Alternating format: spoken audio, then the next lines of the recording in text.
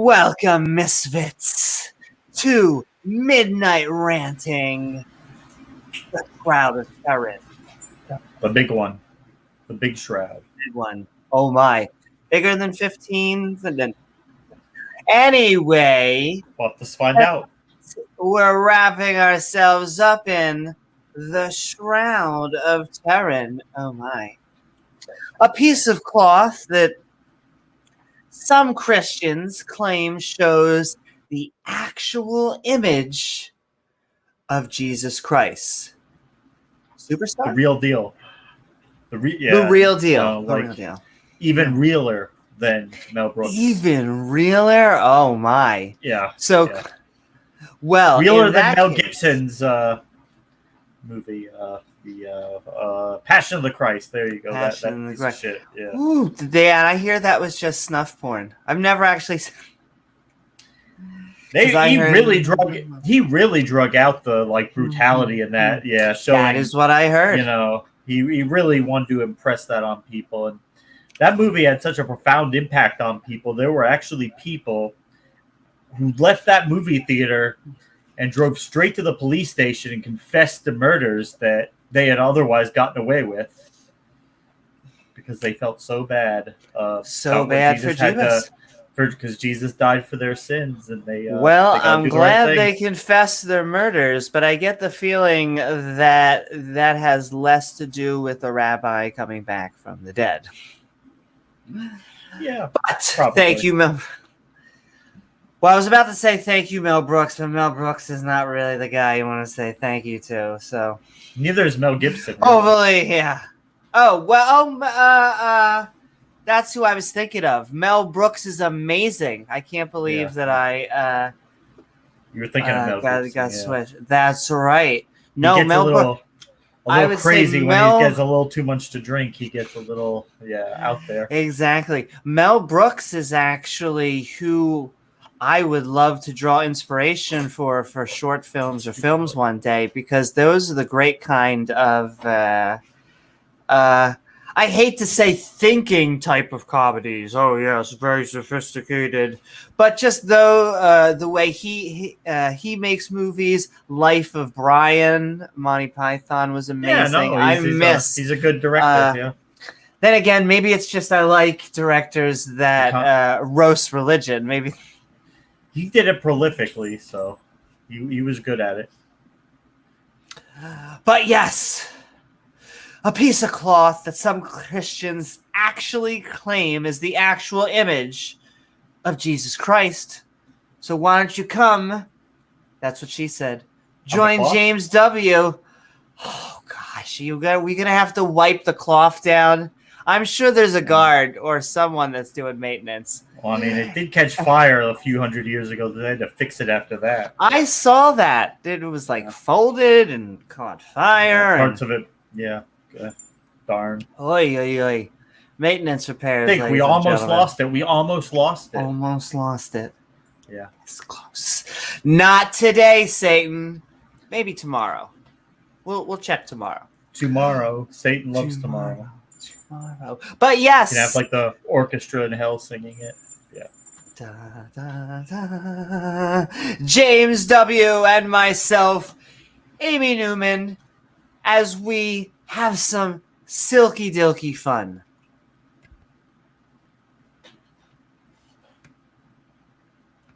Do it, Amy.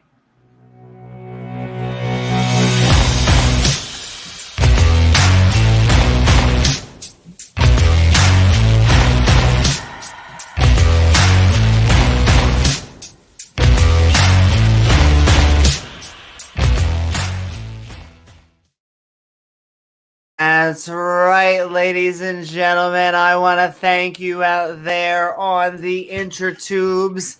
If you have both of your vaccines or a booster shot, now is your time to activate your 5G. Boop, boop, boop, boop, boop, boop. Oh, I love it when it connects easily. To James. Happens sometimes.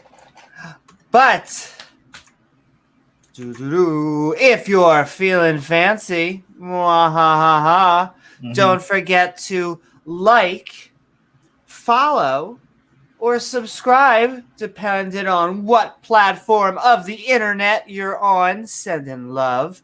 And hit that bell icon, because that allows you to get reminders to see our premieres or join our live streams. Hi, internet. Baby. Oh, baby. Those live Shake streams. time.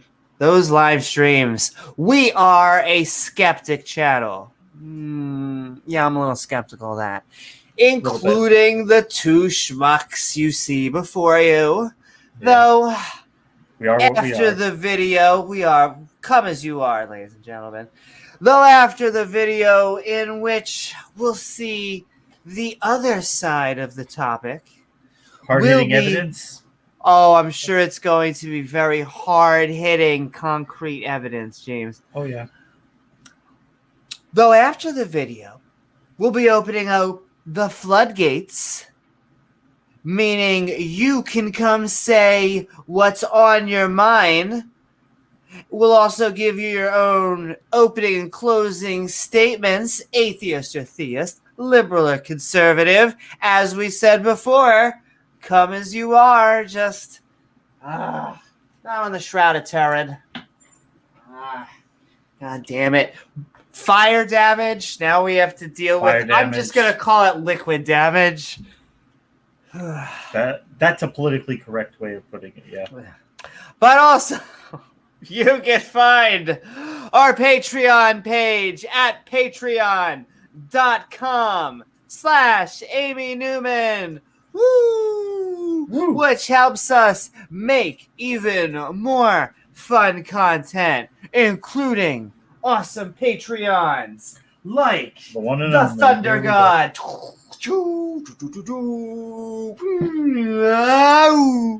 KO Champ. Went for the head that time. Thank you so much, KO Champ.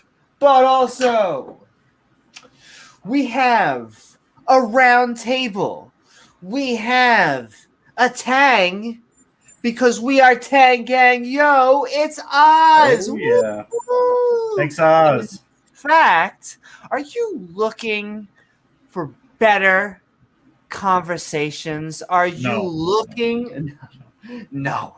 You're looking to have better debates or just really hang out with a better community? You just want to stick with the status quo. Status. It works for the Christians. James. You have to come join Better this October. Tickets on sale now. Yes. You don't want to miss it. If you can go. Don't want to miss it. Tang.live. So Oz, he was on the Rages stream tonight. Yo, I saw. I need to watch the full amount of that. How long was absolutely. It was. They went for a pretty good amount of time. I feel like not 10 hours, but. Not 10 hours. Everyone likes counters because it's like lists. But if I could have had a counter, it would have been every time that their mouths just kind of between the Rage and Oz just went. Would have had alcohol poisoning, ladies and gentlemen. But it would have been a great time. Yeah. And I'm going to go watch that. Oz joining the Rages stream to do that. What was that? It'll be the last good time you ever have because you're dead. You'll be embalmed from the inside, but that may happen. Nonetheless, send in love. Thank you, Oz. To also, send in love, Oz, and also Ian Davenport. Ian. One Up Lives. Woohoo! Thank you so much. Thank Ian. But also, as we listen to all of these creationist claims, and I get a lot of what we're going to hear tonight, it kind of makes us and Grumpy go. It has that effect on it. He's in chat, so he'll probably have to censor himself. I love Grumpy. Thank you, Grumpy. Yeah. 6,000 years old. What's funny is they just take that on board. Is that so much of that country, 40%, like they go flat earth, that's very silly, SNCC, that's obviously very silly, but 40% Right. of America, it does seem to be an America problem. America, and I love America. 40% for I'm what? just saying, of our country is like creationist or some form of another believes that there were three ways of how they slice and dice the pole. But even the day Earth one was far too big, like a far too big slice. Easily a third of the country, yes. We're just no. I do think there is a lot of cognitive dissonance in there, because you can talk to some of these Christians. They say, "Do you believe in the Adam and Eve story? You believe in the Garden of Eden? Everything made six that." A lot of them will say, "Yeah, I mean, it's in the Bible. I believe it." And then you say, "How long ago did the dinosaurs?" Although, they lived millions of years ago. They don't see the problem. They can separate it in their mind. There's Bible side and there's reality side, and they don't mix them together. They kind of just believe them both at the same time. Probably the average American that drives a car made of science, hopefully gets the vaccine, science plus evolution, and then somewhere in the mix, they hate the Sky Daddy. But we've been talking about a pet cloud and him coming down from the clouds. So a dude going, life, here is the genetic code. I mean, that Tower of Babel really triggered him. It was going to be an attack on him. He did not want them building that tall building. So got him quite upset. He was queuing. He's not going to walk around heaven and see drunk bums passed out drunk on the streets of gold. So you're telling me that the humans are building a tower, and it's like not just any tower. I know, Giz. See, but it's like a tower from above the clouds. No, judging at the time, it probably wouldn't have been more than 100 feet tall. But well, this is before they thought that they were probably going to get past 100 feet tall. They didn't think they were going to be spaceships or rocket ships. To them, the clouds might as well have been Jupiter or Saturn. Exactly. Yeah. But now we can go past that, and so now there's apologetics. But yes, thank you so much, Grumpy. And holy moly, 3 skeptics in 1 princess. By your powers combined. Thank you. By your powers combined. Makes me just want to do a Sailor Moon cosplay. But nonetheless, Diana Captain Girl Dick. She's our hero. I'm now mixing cannons back from zero. That's okay. We can do hybrids here. Well, we're digging into the Bible, and we're digging into a cloth that supposedly was tight-fitting clothing for this young bunctious savior, son of God, which I always think is, I really you to just step back from Christianity for a second and just think about the notion of a son of God. It really is a funny concept. I mean, I don't know. I know that most of the country is just like, what do you mean it's a silly concept? This is the most divine. Yeah, it's kind of a little weird that, hypothetically, there could be, Jesus in the basement and, the God cloud up there, and Jesus is up there Dad, I'm trying to save or die for all of your sins or all of their sins and stuff. Yeah. God. Like Jesus praying to himself, who is himself the Father. Yeah, and I mean, honestly, if you're going to give me a Trinity, that's a sitcom. That right there, we have enough. You might as well just give me 5 seasons. And, whew, Well, The Trinity. the Holy Spirit, he'll be like quirky. That's where all the trouble comes in that they all get out of every episode. Oh my goddess, it would be so much fun. If it wasn't for you damn gods and your damn Holy Spirit. Damn Holy Spirit. But I would have had the whole world be in Sodom. I would have had global homo all over the whole world. You damn gays! You keep on being born for every generations of humans and every generation of humans that have ever been. Yeah, it's funny how that happens. Seems to persist. Yeah. But James, it's not natural except for the part where it's in nature. But yes, sending love. Yeah. But don't confuse them with reality. Reality is such a bummer. Don't confuse them with that.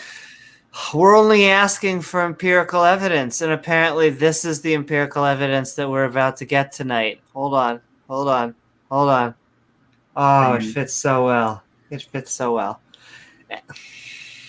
But yes, thank you, Diana Smith, and also just joined us as a guest host, Pat Lowinger, because a priest was kind of talking shit about archaeology. He was using it to say that it was the Bible was the most historically accurate textbook that we could possibly use. Why even using secular history textbooks when we have right here, ladies and gentlemen? Right. And what he meant is that the Bible is always right except when it's wrong. You see that key distinction? It's always right except when it gets things wrong. We see that pop up from time to time. But aside from that, it's perfect. Perfect. Except for that. James, have we ever seen a contradiction in any of our Bible studies? I don't think we have yet. We're only in the book of Numbers. We're in 4th book, so we really have just barely gotten into it. So I feel like if there was at least a contradiction, you would know that it was man-made. But the fact that, there's absolutely positively zero contradictions. The only other alternative would be is God put them in there intentionally to make it look stupid. Oh, exactly. That's what those contradictions are in there for. So it would look stupid to you and me, but the Christians who God beams into their head like, hey, don't mind those contradictions. Don't even worry about them. Come up with apologetics to work your way around them. Right is left, down is up, whatever. Continue worshiping me. Continue praising me. And James, honestly, they're in there to test our faith. That's part of it too. Are you going to worry about contradictions, or are you going to do something important like take your checkbook out and start writing checks to Creflo Dollar and Pat Robertson? That's right. You just got to plan it. That's what you should be doing, but you're worried about stupid Bible contradictions. That's right. Worried about stupid contradictions when we could be worrying about jet fuel and how to spread the gospel in. The price of jet fuel is a big issue for Creflo. But that jet uses a lot of fuel. And Kenneth Copeland, I have found that both atheists and theists alike agree that he looks like the Antichrist. I just love that. If there was one, it would probably be him. Or he would be the father of the Antichrist.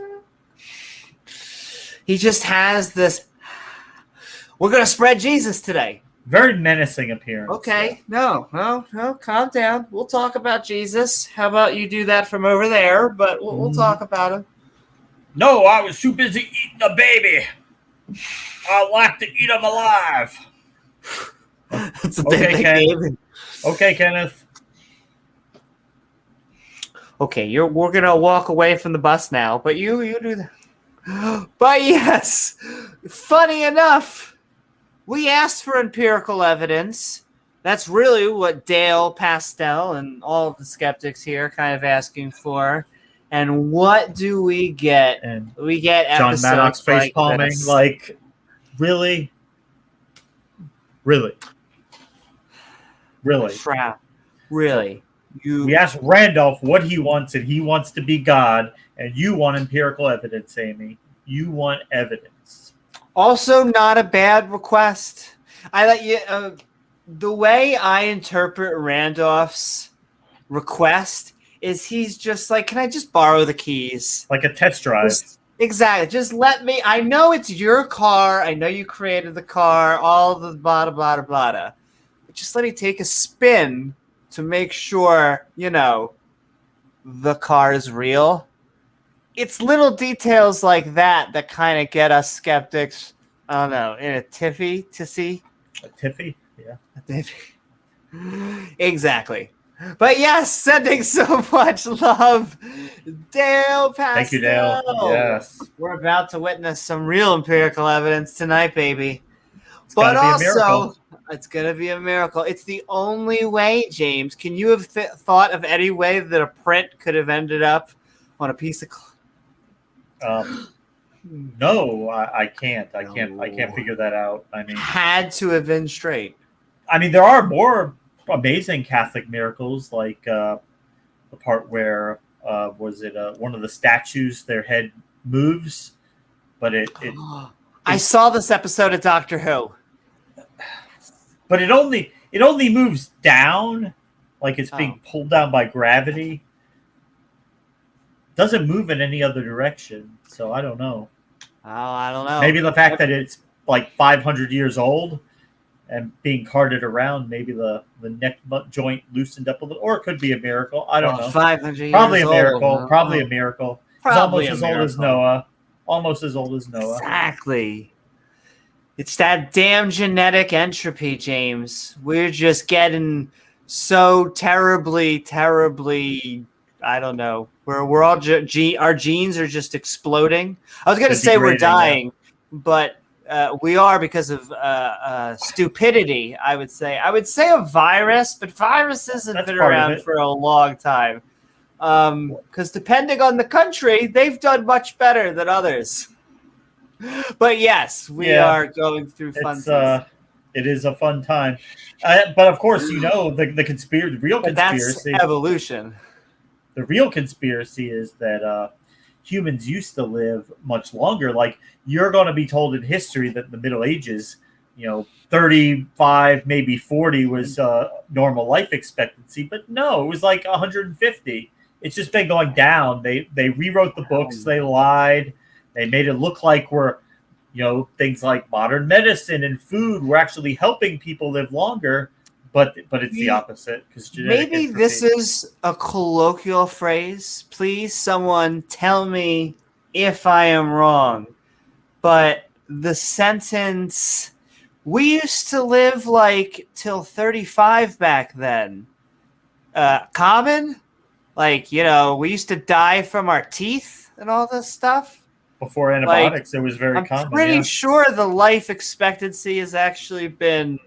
It has been, yeah. Generally speaking. It has, yeah. So I really don't get where this genetic entropy comes from. Oh, I do. John C. Sanford. Spoiler alert. It comes from a creationist movement to specifically create an apologetic for why people used to live in the Bible used to live. 900 is the record holder, right? 969. It's so good to be 900 years old. Oh, there goes my bones. Wonderful. You imagine how many babies you could have had in 900 years? Dude, great. I mean, there used to be a comedian, I forget who it was, but like the older you get, you start from here and then you just start going downward until the point where like you are basically looking at the ground as you walk. I feel like if you are 600 years old, you would have to keep on going until, I don't know how to say it to you, but I feel like your head is going up places where they don't shine at that point. I don't know. You would think. but according to Ken Hovind, they were fine. They were fine. Sure they were. Well, you know the canopy theory. So there was a ice canopy up above the Earth that increased the air pressure and oxygen. So according to him, Adam and Eve could have ran Olympic runner speed hundreds of miles without getting tired, without breaking a sweat. Now, why we don't give our Olympic athletes today pure oxygen and see if they could do that, run hundreds of miles without getting tired?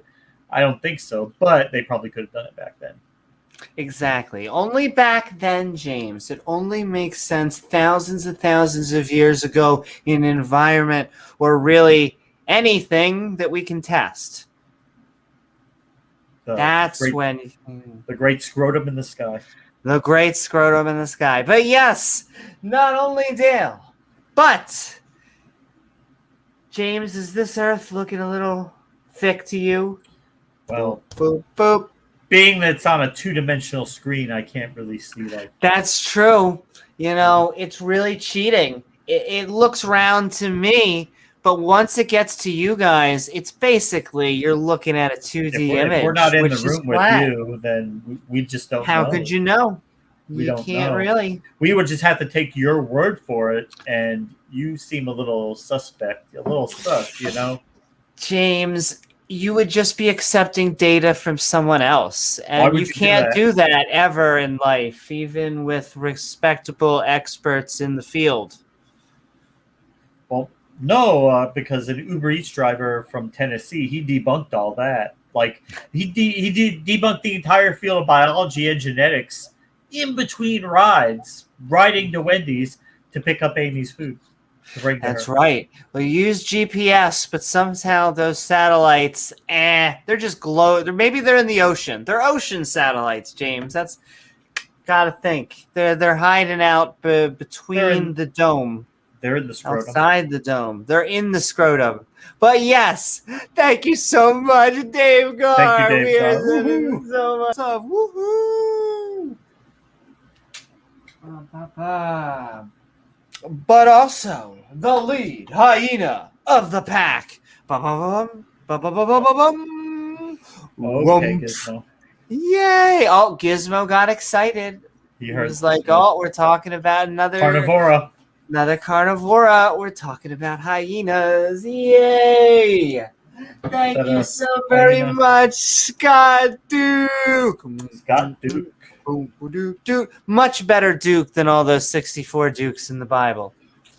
If I do say so myself. At least he actually exists. So exactly. He's got something up on them. And speaking of existing, we want to thank our thespian skull, who we take with us. Took him off the shelf yesterday. Our Bible studies. I know exactly where the Bible every once in a while, or about a third, likes to get very thespian and go, I shall thy kill thee. Very fancy when it wants to shove things into your organs. So, it's Shakespearean in the way that you will die. Onto Amy and know her. Wink, baby. Wink, wink. Oh. But yes, thank you to all of our Patreons. You are who enable us to make all of this fun content, along with our mods who make the streams so great, and viewers like you. I feel like the PBS just comes out of me in that line. Absolutely. And viewers like you. But yes, my.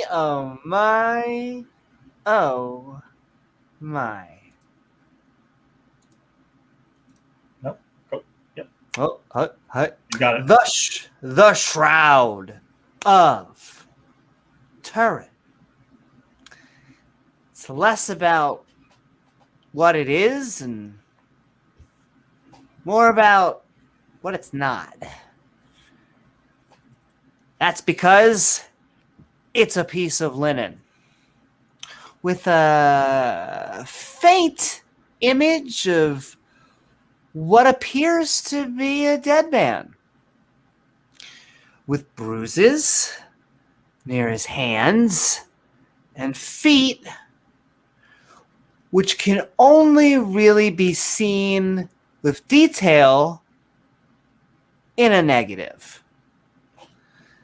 Now, intensive study has been done on the Shroud of Turin with carbon dating methods, putting the shroud between the 13th and 14th century. Maybe older than an iPhone. However, this is 1,000 years plus from when Jesus was supposed to have even lived. Now, most proponents of the shroud will then begin to question carbon dating methods, which should sound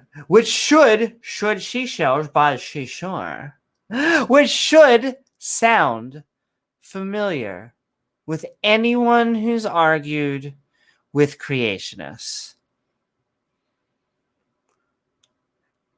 However, how the image came about on the shroud is still a mystery. It could have been art, a chemical process, an early version of photography, or a million different reasons. We don't know. However, the proposed method that shroud proponents push is that it came from the energy release of Jesus coming back from the dead. Now, I have no idea how we could test this hypothesis, or why a god would even produce this kind of imprint upon their rebirth. Honestly, this sounds more like a superhero origin story, where someone finally gets their cape. And with the word supernatural, we're not that far off. If Christians want us to believe empirical evidence for their Savior coming back from the dead, we're going to need evidence that actually came from around the time period that he purportedly existed. Yeah, it would help. Thank you. And all right, how are you tonight, James? And are you ready to be wrapped up in a shroud? I think so. I think we're going to do it up. We'll do it. We'll mummify me tonight. So yeah, like Amy was saying, she hit a lot of the good points about this shroud. It didn't appear anywhere until the 1300s. And even then, initially, when it came up, there were serious doubts about its authenticity. It didn't really make sense even to the Christians at the time. The bishop reported to the Pope that it was most likely a forgery. And it really didn't attract a whole lot of attention right away. It really didn't. Really was kind of just something that really nobody really talked about until getting closer and closer to the modern era.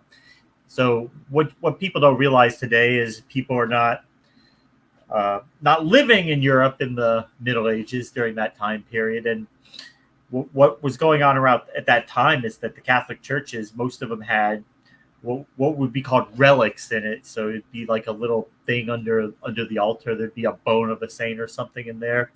And then there were collectors who had these huge reliquaries, just rooms, like museums of relics. So you could have gone through like the country of Germany alone in that time period. You probably could have found hundreds of actual nails from the cross of Jesus. And by the way, if you pay me, I'll let you rub the nail that crucified Jesus. And so these were actually very valuable things. And there were people who paid a lot of money for relics, and there really was not really a good way of verifying their authenticity. There were a lot of forgeries, a lot of fraudsters.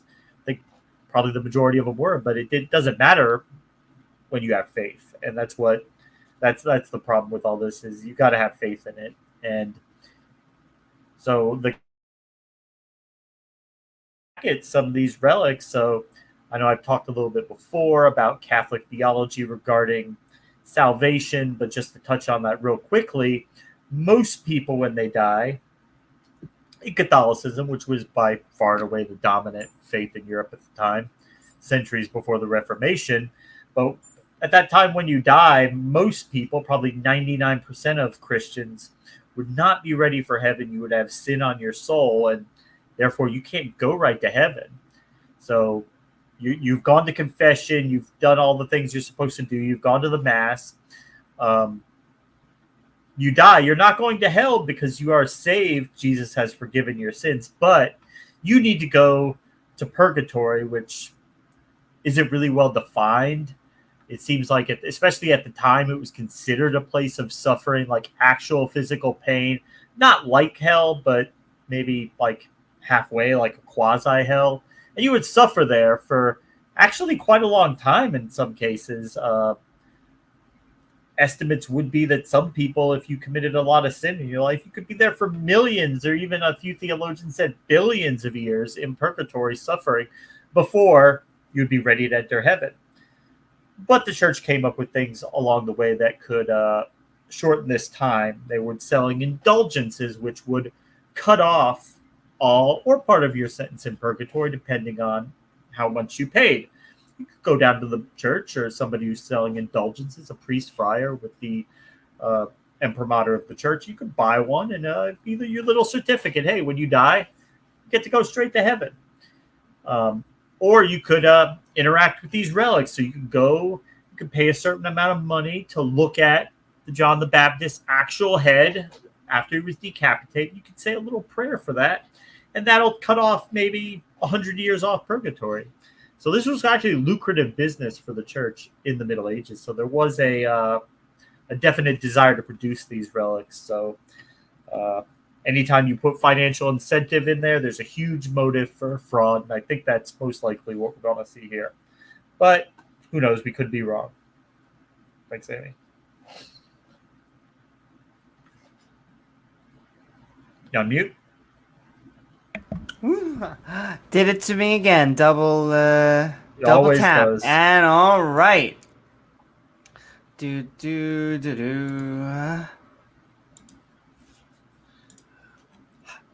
With that, now this we are is going to hear from the other side, or this rather, is a video. You might be familiar with this channel. Some of you guys out there. So with that, we're going to hear from the other side, or rather a video by someone called Vatican Catholic, on proof that the Shroud of Turin is the burial cloth of Jesus Christ. He's going right for it. So, during the video... What? Huh? No, go ahead. During the video, feel free to tag James W. or myself, Amy Newman, in chat with your thoughts, comments, and questions. Allows us more easily to see them. And when we are done, we will be moving into an open mic, so anyone can tell us what they think about the wisdom they learned tonight. With that, James, are you ready to start the fun? Yeah, so if you don't know anything about these guys, they're very prolific. They've been on YouTube for years. They've been since 2005, I think 2006. They've been here for almost since day one. They are prolific in their videos that they produce. They're a traditionalist Catholic group. they're sedevacantists, meaning they believe that the current church is invalid. The Pope is not really the Pope, and that the end of the world's about to happen. In fact, it probably should have happened about 10 years ago, but it never seems to actually happen. But that's not going to stop them from making videos saying it's about to happen, right? Oh, back on mute. Yes, it's just on the verge. And God's it's going to be us. a super role play tonight. That's right. If you say Antangelo 3 times, does that summon him? Is that how it works? Maybe if you do it on a Ouija board.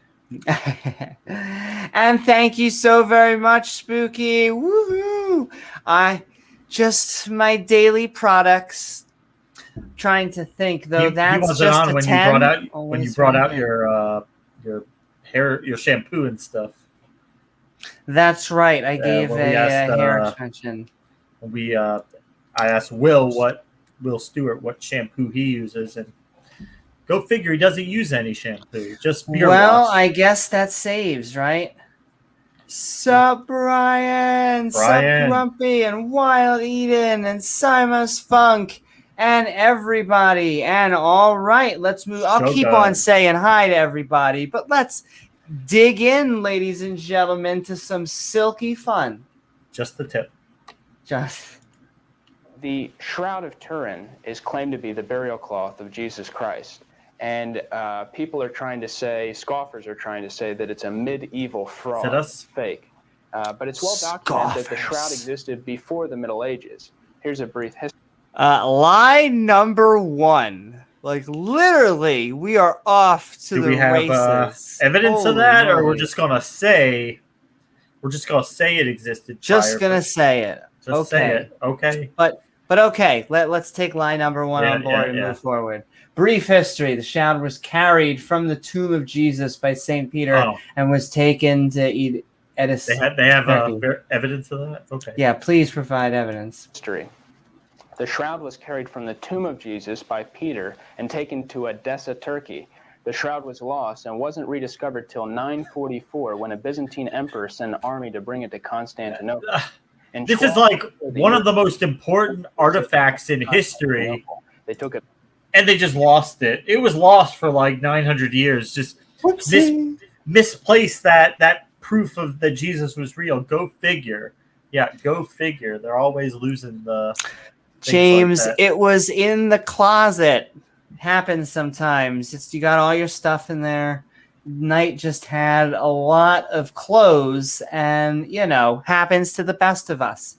And Pat says the funny thing about the Shroud of Turin is that it has been a known fake from the 14th century CE. I know, right on. Yeah. The forger confessed, and the bishop Pere Diarchus informed Pope Clement VII. Yeah.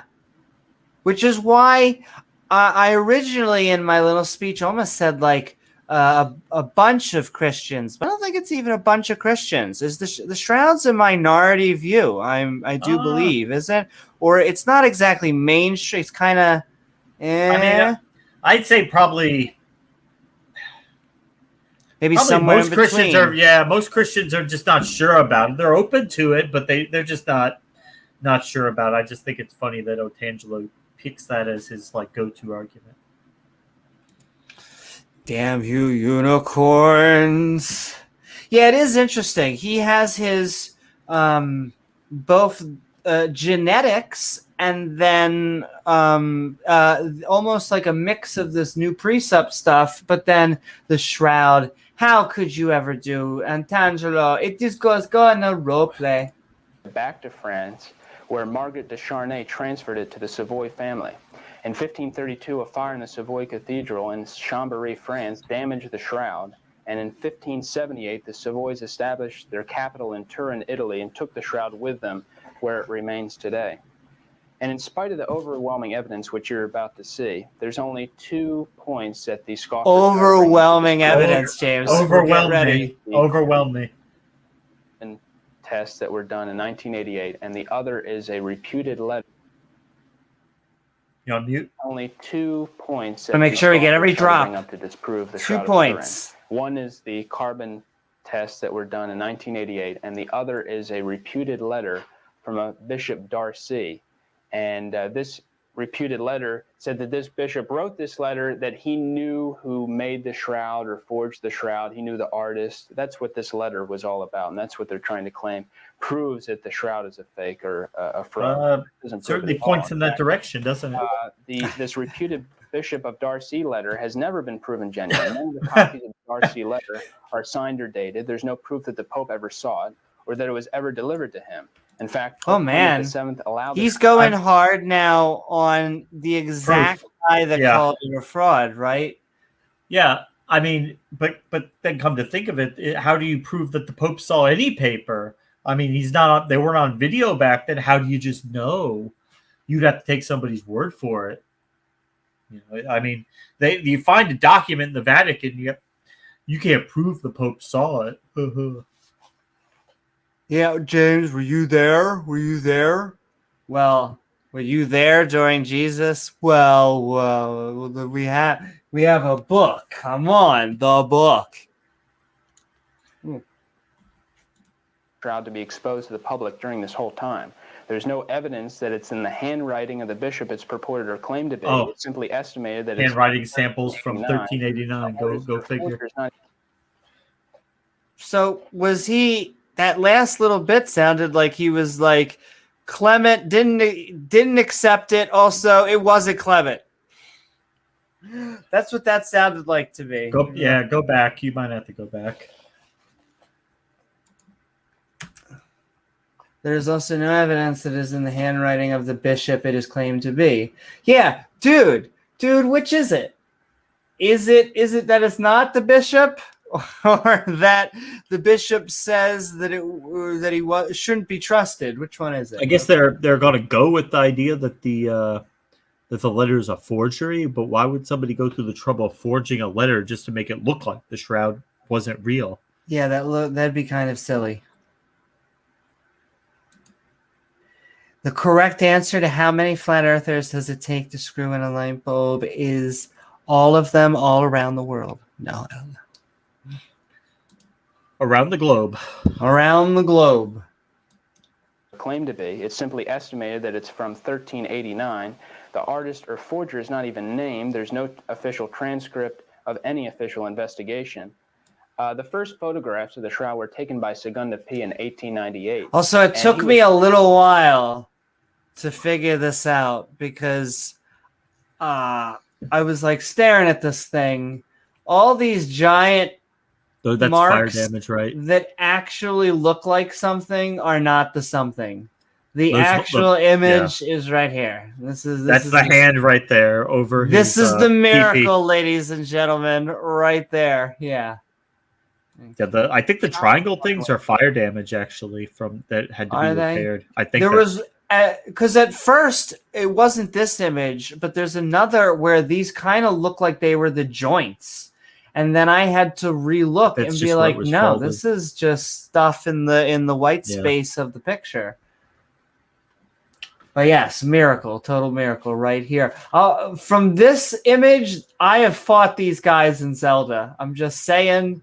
They guard pots in dark areas. They didn't want people to see Jesus's pee-pee in the shroud, so they put his hands right over it. Covering. Exactly. He took the pictures that the negative image was a positive image. And Barry Schwartz, who's actually Jewish, he's the shroud documenting photographer. He says this, quote, assuming that the shroud were manufactured in the 14th century, it would mean that someone would have had to conceive the concept of photography. Negative.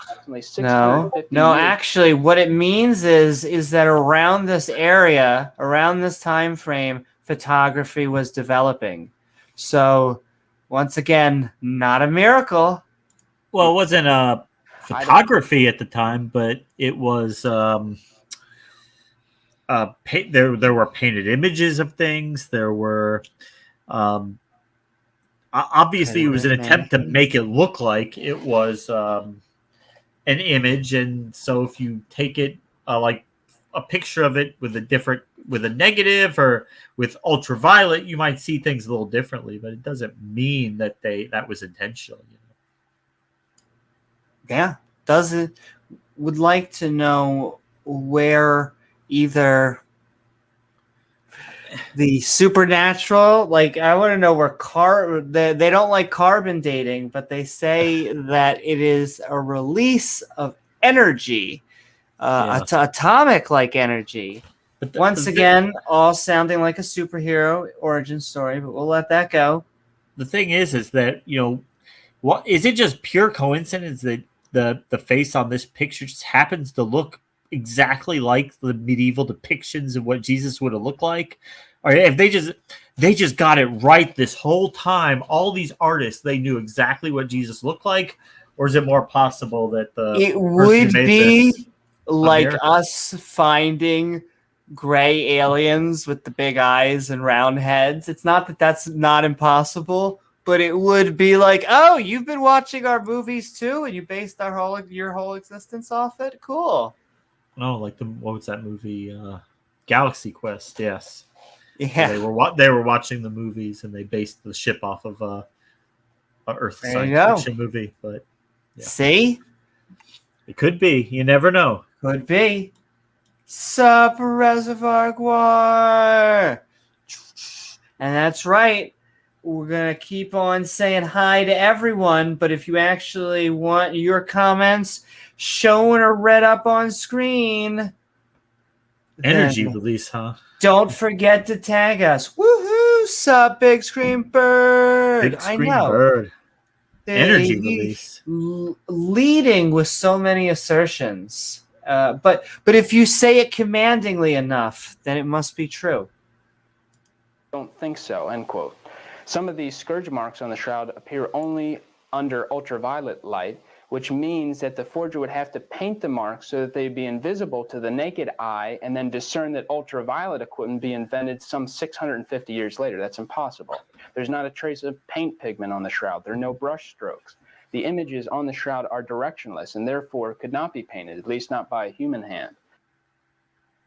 Well, once again, this is the image. This is this awesome image right here. The Shroud of Turin, ladies and gentlemen. Witness it in all its holy glory. How could it have come any other way but a miracle? And I mean, just like the way that the head is right there, it shouldn't be like right, because there's no. It should be like a gap between the way that is. It's like the head has no volume whatsoever, because it just goes like straight from the top of the head right to the back of the head. Yeah, without any anything to cover the top of the scalp, because it goes straight from the forehead straight to the back of the head. Yeah, it's a little weird. But only God knows. Like, it's like Jesus was as flat as a pancake there. Like, he has no depth. Yeah.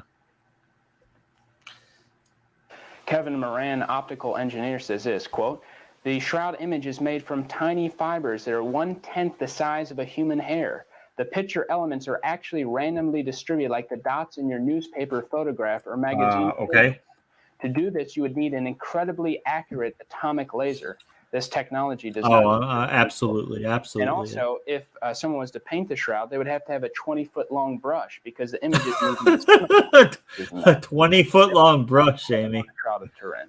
According to medical physicist Absolutely, Dr. John Heller, that definitely makes sense. Dr. Alan Adler, they found not only the markings on the shroud were blood, another thing, blood. And I'll go into this, but I Googled the vast majority of these people that he's quoting with such authority and confidence. Most of them are creationists.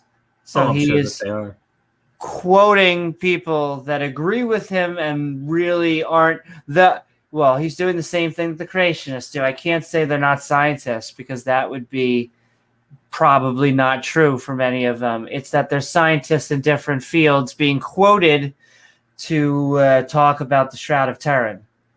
And I mean, even the creationists will tell you that there's nothing wrong with the principle of carbon dating. It's just that, in particular, using carbon is only really effective out to about 10,000 years, or you can't really go further than that with carbon. You need to use other elements other than that. But this shroud is well within the range where carbon dating would be able to give an accurate dating. So, you know. Yeah, well, they misuse carbon dating. Right. They misuse other dating types. What they'll do is say a dating type only works between 10,000 years and 50,000 years. They will do something that is 100,000 years. They'll do something Get the that's wrong answer, yeah. 300 years. They'll get the wrong answer, and they'll go, look at all It doesn't work. this data. It doesn't work. And it's like, yeah, Right. because you took the tool and you went out of its scope that it should be used for. Yeah, when there are potassium, argon, rubidium, there are other dating methods that can go much further than carbon. Carbon is just really handy for things in the the human era, the last about 10,000 years or so. Yeah. Highly loaded with bilirubin, a bile pigment that would only show up if a dead man had been severely or traumatically beaten. And pathologist Pierre Boulogne came to the further conclusion that the blood spots were human blood and of the type AB. In fact, there are 13 tests that confirm that blood. So Jesus has AB type blood, image really? on the shroud is negative, but the blood marks are positive. The blood marks on the shroud have remained red, and why it hasn't darkened by time and oxidation is unexplainable. At the back of the toes on the shroud, there's an original bleeding when the man was alive, and then in the tomb, there was a renewed bleeding. So 2 blood flows, and this is impossible for someone to forge. In fact, the experts were shocked by the way the blood evidence was transferred to the shroud. It was done perfectly. Impossible. Tell me about how you're going to have blood speaking is impossible. Multiple blood flows. Also, not true. There are from reports of the blood, it actually kind of looks. How should I say this? It doesn't look like it was a wound, as in it looks like it was. I don't want to say painted or sprinkled on. It looks like it was painted or applied or something. And I mean, even if you could prove that this person was executed and had been beaten before that, I hate to tell you, but that was a pretty common practice of the Romans for how they dealt with criminals for centuries. I mean, executions would almost always be accompanied with a beating. That was almost standard operating procedure for the Romans. So that's nothing uncommon. It doesn't prove it's from Jesus. I mean, the Romans, the Third Servile War, they crucified hundreds of slaves all along the roads after that war was over. All the slaves that survived the battle were crucified. I saw Blaster Master basically say, yeah, creationist Dennis telling us the shroud is real, right, which is basically what they do. Sure, it's a doctor. Does that mean that they have expertise in the field? No. But all right, back to the fun. Bye, Doc. He has to go to work. I hope you have a good time at work, though. Max Fry was a Swiss criminologist. He was one. Sure. Is it a few seconds ago? I can go back a few seconds. Yeah, Tappa is 3. So we did 3 tappas. For someone to forge. In fact, the experts were shocked by the way the blood evidence was transferred to the shroud. It was done perfectly without one smear, which practically, humanly speaking, is impossible. Dr. Max Fry was a Swiss. Wait. So he's trying to say, like, yeah, if this was a corpse from a man who had been executed, yeah, you'd expect there to be lots of blood. He's saying it was not a lot of. It wasn't. Like almost like it was just painted there perfectly. That is a heads I win, tails you lose scenario. It was too perfect for it to actually be a wound. Yeah, that's the point. You expect to be smeared on all over. Like, oh, it must God did it miraculously. Yeah. Criminologist. He was one of the leading experts in dust and pollen analysis. I want to take a second, because he's in my list. Dr. Max Ferre, because I have two others that are coming up. He's a criminologist. They even said it. He's a criminologist. That's like Criminal. Yeah. he studies crime and criminal behavior. He's not a The whole world. He scientist in single-handedly developed that field. determined where criminals had been by testing samples of dust and pollen from their clothing, and he was consulted on many crimes by police forces of many nations. Dr. Fry's objective was very simple. If the shroud was forged in France in the 14th century, then only the French or Italian pollens will be found in the cloth.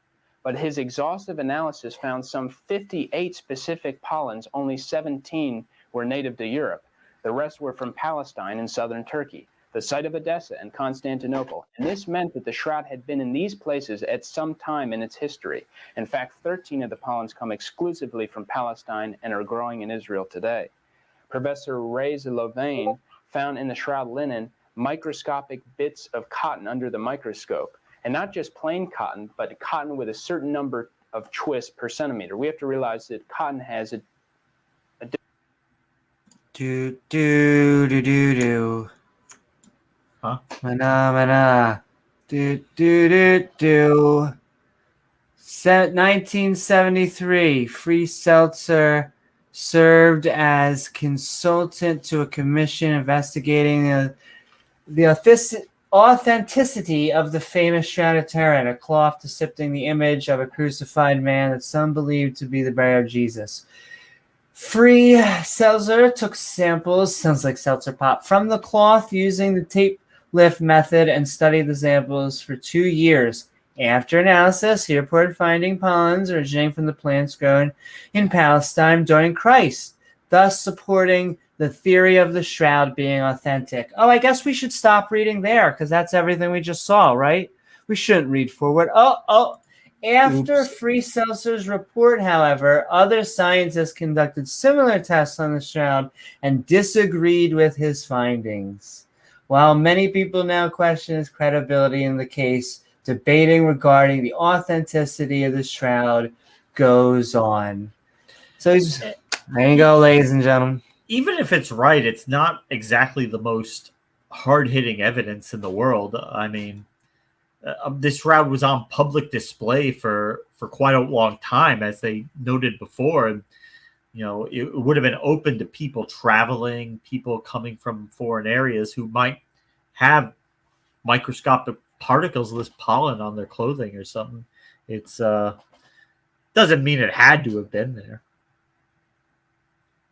And it's also another case of you can use fancy images, you can use scientists, you can even sound like you're conducting a report that has been peer reviewed, but if you do not put the other peers' results, then man, it just makes you look fantastic. I wrote this paper, had these findings. Oh, what did the other people say about the findings?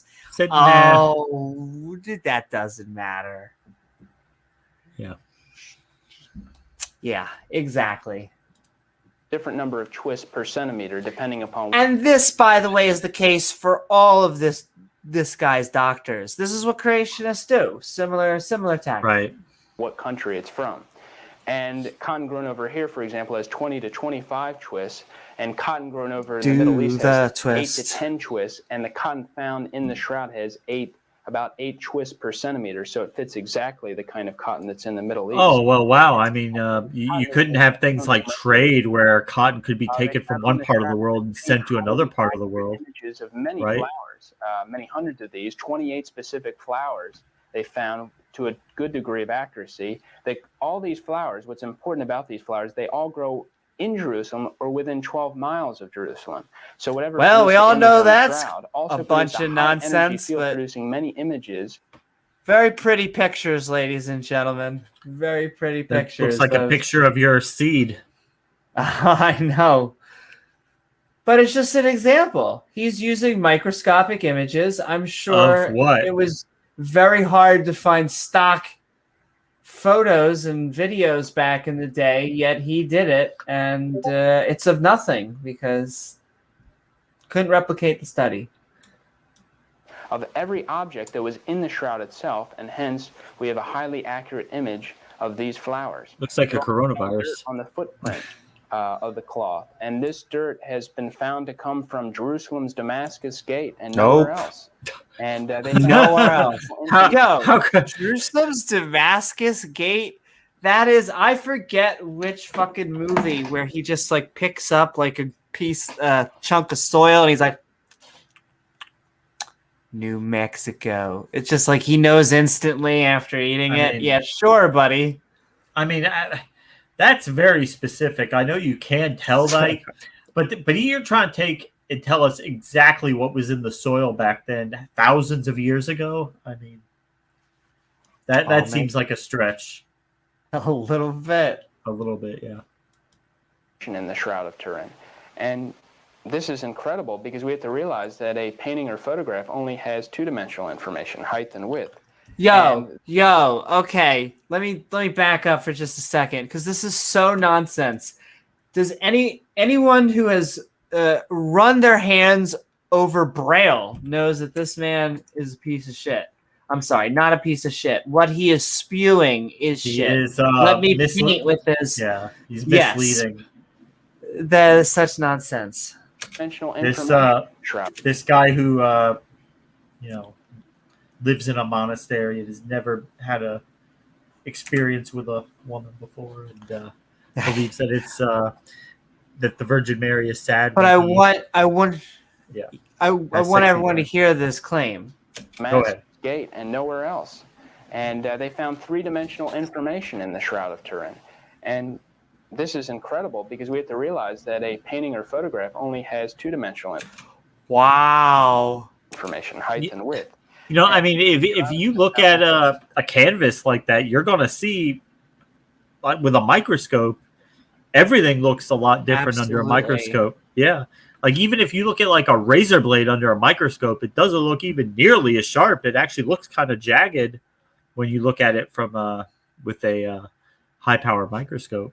Yeah, but even that aside, you can make a three-dimensional thing with paper. Braille, yeah. Just add a few layers of extra paper on top and cut away the parts that you don't. Oh, my... Clearly not an art student. I know art students get shit on a lot, but clearly he needs to take an art class. 3D information, and they put it under a special machine called the VP8 analyzer. Oh, high tech! Look at that, high tech. That in the Shroud image, there is encoded three-dimensional information, which there you go, ladies and gentlemen. Face of Jeebus. It's also a Jewish custom. A artist could not have put that there. Can you think of an artist making something in 3D? That is silly, James. I mean, what was that? Silly. What was that indentation on the mouth of Jesus there? It almost looked like there was something hanging on his chin.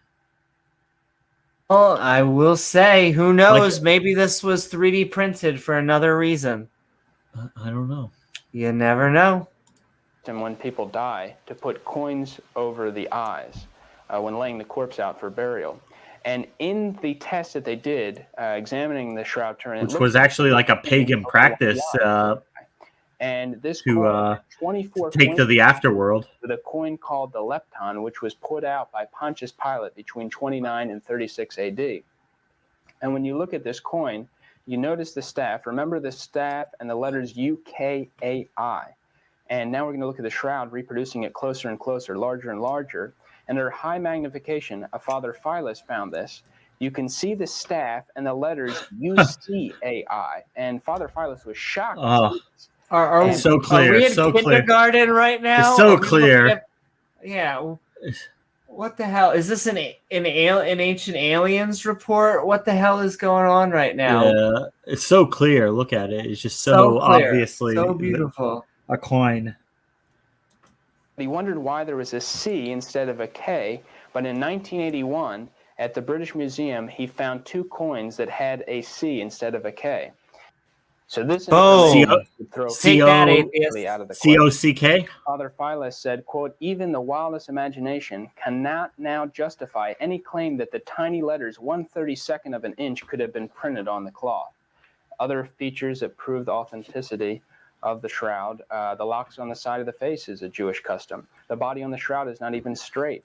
But Jesus needed to get that mustache spruced up a little bit. He showing needs the to see cause Dr. Jim about that stash. The Like legs caterpillar he's got, like Ned Romans, Flanders when style. crucified their victims, always broke the legs of the crucified. And this goes back to Exodus 12:46, where it says that they wouldn't break a bone in his body. The blood flows. We have to realize that when you're crucified, the hands fall to a 25, 65-degree angle. And so the blood flows a certain way. And it's These are also a bunch of claims that I'm like, this where is total are you getting this speculation. Yeah. shit from? It just feels like you're making this up and It's saying speculation. it with Yeah. Like, yeah. The blood flows on the shroud showed that it was of a man who was crucified.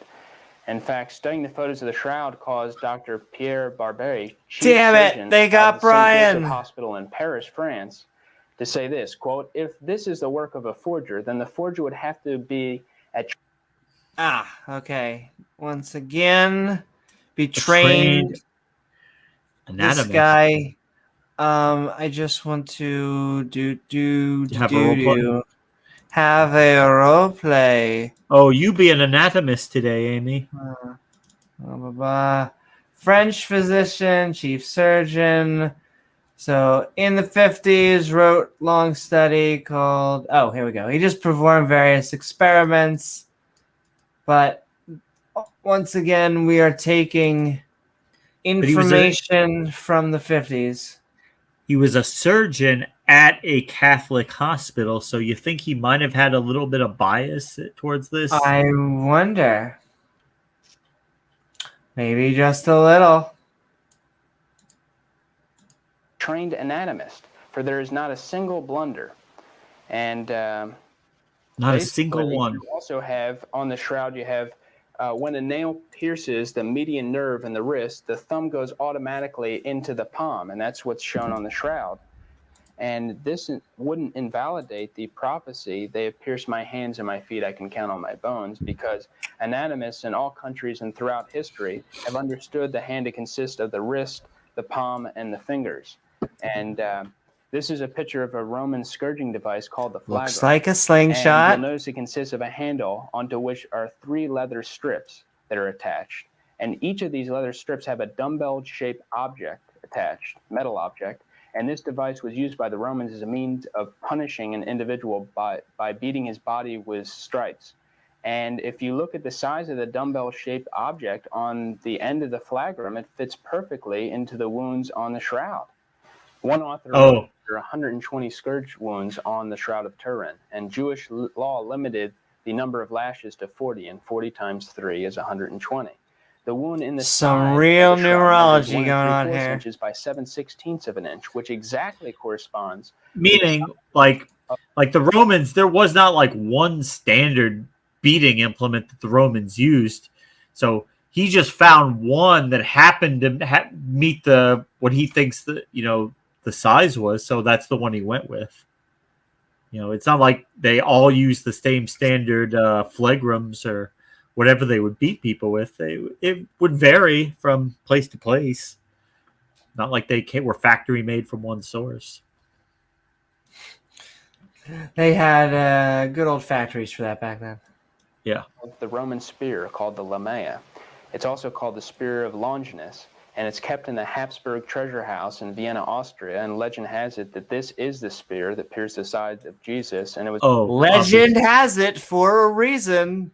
It's a legend. Because Jesus was so, even if he existed, he was one criminal executed in the 1st century CE.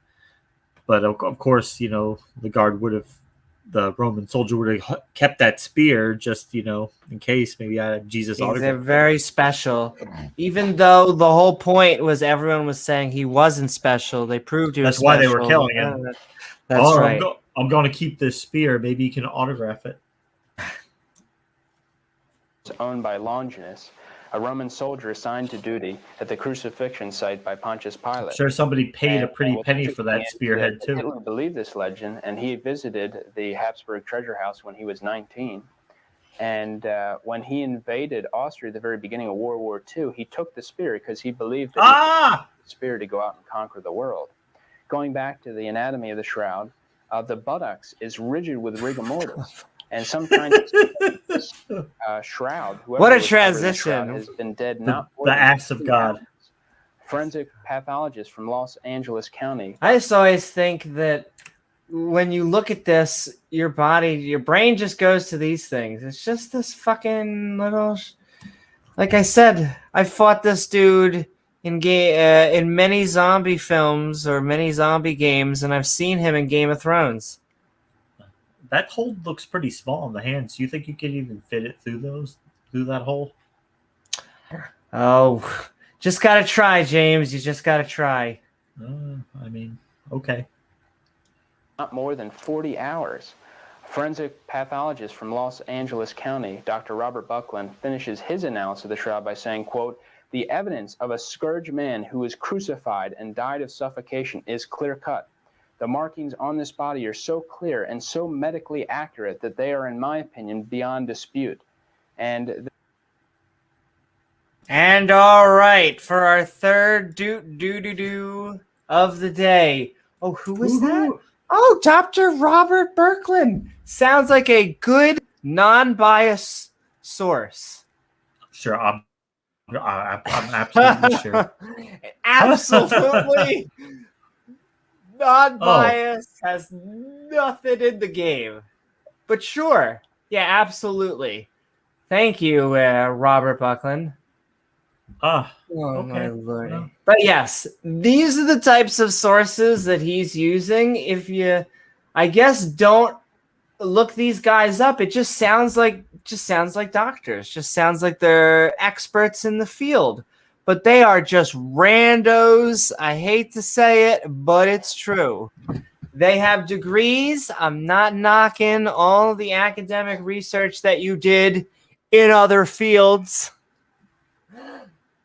Clear and so accurate that they are, in my opinion, beyond dispute. And beyond dispute, except for the people in the actual field. Is why would anyone keep this kind of relic, so gruesome a relic, unless it was the true burial cloth of Jesus Christ? But Shroud advocates suffered a serious setback when the carbon-14 dates came back in 1988, where it said that the shroud was from 1260 to 1390. But C14 is far from an exact science. In fact, freshly killed mollusks show that they've been... Okay, we're about to go into his apologetics. So before that, Pat says this was debunked over 40 years ago and from the conclusion. Yeah, that was not a Jewish custom. He's talking about the coins in the eyes, yeah. Oh, really? Yeah, you were saying that was one row up. There's his first comment about the Jews did not place coins in the eyes. Yeah, that was a pagan custom. That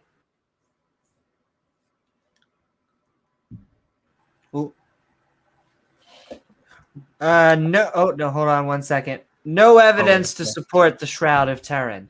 Yeah, this has been debunked, but in the eyes of a creationist, it doesn't matter. It's like whack-a-mole, right?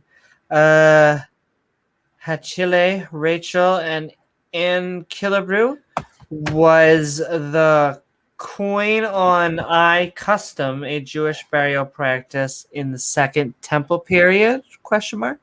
The biblical archaeologist, 46, number 3. Because unlike this gentleman over here, Pat cites his sources. That's how you know... Yeah. We got someone who actually cares what they're talking about. But somebody in the Middle Ages might have just thought it was a custom. So even though I don't even think those coins are very clear in the eyes anyway. From the imprint, I don't think it's obvious that was a coin there. Look at the headline. Oh. Dun, dun, dun.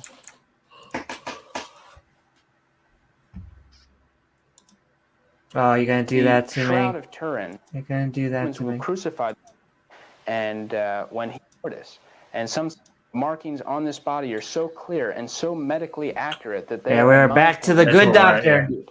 And the other question is, why would anyone keep this kind of relic, so gruesome a relic, Chillers. unless it was the true burial cloth of Jesus Christ? Oh, freshly But Shroud killed dead. advocates That's right. Suffered Thank a you. serious setback. He was about to when get the into his Carbon 14 I mean, of apologetics. course, it was lost for so Yeah, long. said that the shroud was from 1260 to 1390, and but C14 is far from an exact science. Because what he's saying, C14, he is about to take pot shots at carbon 14. dating, because this is what they always do, is when the science disagrees with them, they attack the science. It happens. In fact, freshly killed mollusks show that they've been dead for 3,000 years, while bristlecone pine, the oldest Almost trees like on you're Earth, using the always wrong date tool. Too young by 2,000 to 3,000 years. And evolutionist William Stansfield said this, quote, Evolutionist. Evolutionist. long-term radio. By the way, that's how you know he hasn't used like an actual scientist, and now he is. He's like, hey, and one of your actuals. Clock. Yeah. And he is, I'm pretty sure, 15 days quote mining him too. Almost sure. based on a number This is not a quote. This is him just making shit up. of assumptions, such as that the rate of decay has always been the same throughout history. The amount of C14. Why would it not have been? As it always has been. Yeah, because that's based on physics, so the decay rates are just going to be randomly changed. Yes, that is. We are now talking about physics, about just the decay rate, like you said. The decay rate is based on physics. If you're saying it could be different. Tests. They were given 3 linen control samples, samples of a known age, to test the accuracy of their lab testing. One sample was known to be from 3000 BC, and when the test came back from the 3 labs, their numbers were off by 1100 years. And the test. I like to see his sources for a lot of these. Yeah, I'd like to see some information about After this one. extensive retesting, the sample was still found to be 1100 years off. And so there are too many variables that it can affect test results. And beside, the Shroud sample takers and their labs violated 14 scientific protocols. He's about to QQ. Who did the test? And also, these labs carried out their tests by consulting one another. And Secretary of State Casseroli, who was rumored to be a Freemason, gave supervising... Dude, what? I like how he slides that in. Yeah. Rumored to be a Freemason. Not that he believes that. All right, buddy. Some people rumored are saying... to be a reptile from the planet Reptar. Yeah. A blood-sucking vampire who lives in the Tower of London. With the lasers. Carbon-14 tests to research director of the British Museum, Dr. Michael Tythe. So it's strange that Cardinal Casseroli would give the supervising of the reputed burial cloth of Jesus Christ to his declared enemies. And what's always a interesting conspiracy. Is Dr. Tythe wrote a letter to Jacques Eden, director of the radiocarbon I saw that at the University of Lyon. And he asked... That's right, Big Scream Bird. Just gotta... Whenever you can, you're laying back, having a good time, drinking a nice glass of champagne. Let it slide in, ladies and gentlemen. Let it slide in. Anyway, back to... For a cloth, him to find him a cloth similar to the Holy Shroud in every detail. Holy Shroud. So, no. The Freemasons absolutely drive them crazy. My favorite thing to do in America, if you actually find a Freemason, is to say, like, all hail the architect, or say hi to the architect, because they're basically a deistic fraternity of guys who just want to chill and get away from their wives. That is basically... that's probably a lot of it, yeah. Basically. I don't think they're controlling the world. No, they're not only not controlling the world, but they are deistic. They're not Satanists. They're not the freaks like the Illuminati. They believe in the great architect in the sky because they worship. They require you who do things, who actually do shit in life. Yeah. They require you to have a belief in God. That's why the traditional deistic. lodges do. Yeah, it doesn't have to be a specific God, but you do have to believe in a God. But even I think now minimalistic, deistic kind of thing, yeah. there are, I think, some like quasi lodges that now will accept atheists, even though they're not like officially affiliated. But I just love how it absolutely. I just put it in the rack of other religions or organizations because we're just sitting here. We're like Islam, Christianity, Judaism, Hinduism, whatever you got, and they all talk shit against one another. They all hate each other really bad. We're like, oh, you guys are just up on the rack of the things we don't believe. But we love you anyway. We love you. Sending love to all our theist brothers and sisters. Big Sweet Bird loves you. That's right. Give Bird a hug. Yes, you must be a monotheist. Oh, yes, yeah. But they're not Satan worshippers as much as we wish they were. That'd be one step closer to getting them to the atheists. Hey, I know. I will say Brittany's finally getting her comeback. People are getting her love for her because of how shitty the absolute industry is, and that conservator thing is so fucked up. But yes, God Vesta says problem with carbon dating on seals is called the reservoir effect, and you don't date anything from the sea using carbon dating. Exactly, Vesta. It is like they are purposely taking it out of its scope just so they can get bad results and say, see, you got bad results. Kim K's comeback, baby. That's right. Jockey then looked around. He found a cloth that was very similar to the Shroud of Turin, made at the end of the 13th century. And Dr. Tite denied writing this letter to Jacques Yven until his letter was published, and then he admitted it. So what they did was, when they did this test, they cut off a little piece from the actual Shroud of Turin, and this was all done before video cameras on April 20th. He's about to complain, like, really hard for no reason, but let's dig in. 21st, 1988. And the three men involved were Dr. Michael Tite of the British Museum Laboratory, Cardinal Anastasio Balestrio, the custodian of the Shroud of Turin, who, by the way, even before the carbon-14 test, said he didn't believe the shroud was authentic. He said also, taking pot shots at other religious people. Yeah. There's nothing I like better than the schisms. Similar to a holy painting. And Professor Luigi Ganella, the Archbishop's science advisor. Mario, so they cut the piece is off the Shroud of Turin and then true? These three men went to a separate room where no video cameras could go. No one could go. And what these three men did, always a conspiracy. Like, without a doubt, would it be a proper religious video if we did not bring in a good old-fashioned conspiracy theory? They're in there worshiping Satan, and the devil is telling them to that they have to lie about this shroud. You can't have people know the truth. Can't have it. No. And James, apparently it's the religious and the science people working in cahoots to tell people that the Shroud of Turin. Now that's messed up. Well, they're the traditional Catholics, so they're young Earth creationists. They're not down with all the evolution nonsense of the modern church. Yeah. And all right, we only actually have a few more minutes left in the video. He's going in now that he's roped us in. He's brought us into the conspiracy. Exactly.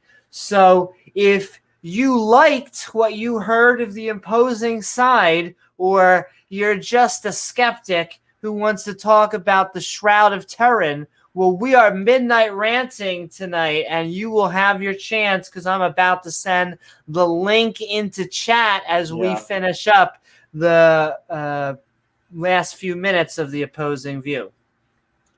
It's half an hour that they were by themselves with the piece. Half an hour? I wonder what they were doing in there. Because these men have never told anyone what happened during these 30 minutes. And it becomes there was a substitution of cloths. And the size of the cloth that the labs tested, the three labs where this piece of shroud was sent to, is not the same that was cut from the shroud. Womp, womp, And womp. for some reason, the Tucson lab received 2 shroud samples. At first, everyone denied this, and then later, everyone admitted it. In fact, we can't get the samples that they tested because in carbon-14 dating, the samples are destroyed. The chief tester at Zurich, Switzerland, Dr. Chief Wolfe, tester. he stated publicly, even before these tests, that he thought the shroud was Woof, a fake. woof. So all these people I that see were the tester, the chief seem to not tester. believe in the shroud anyway.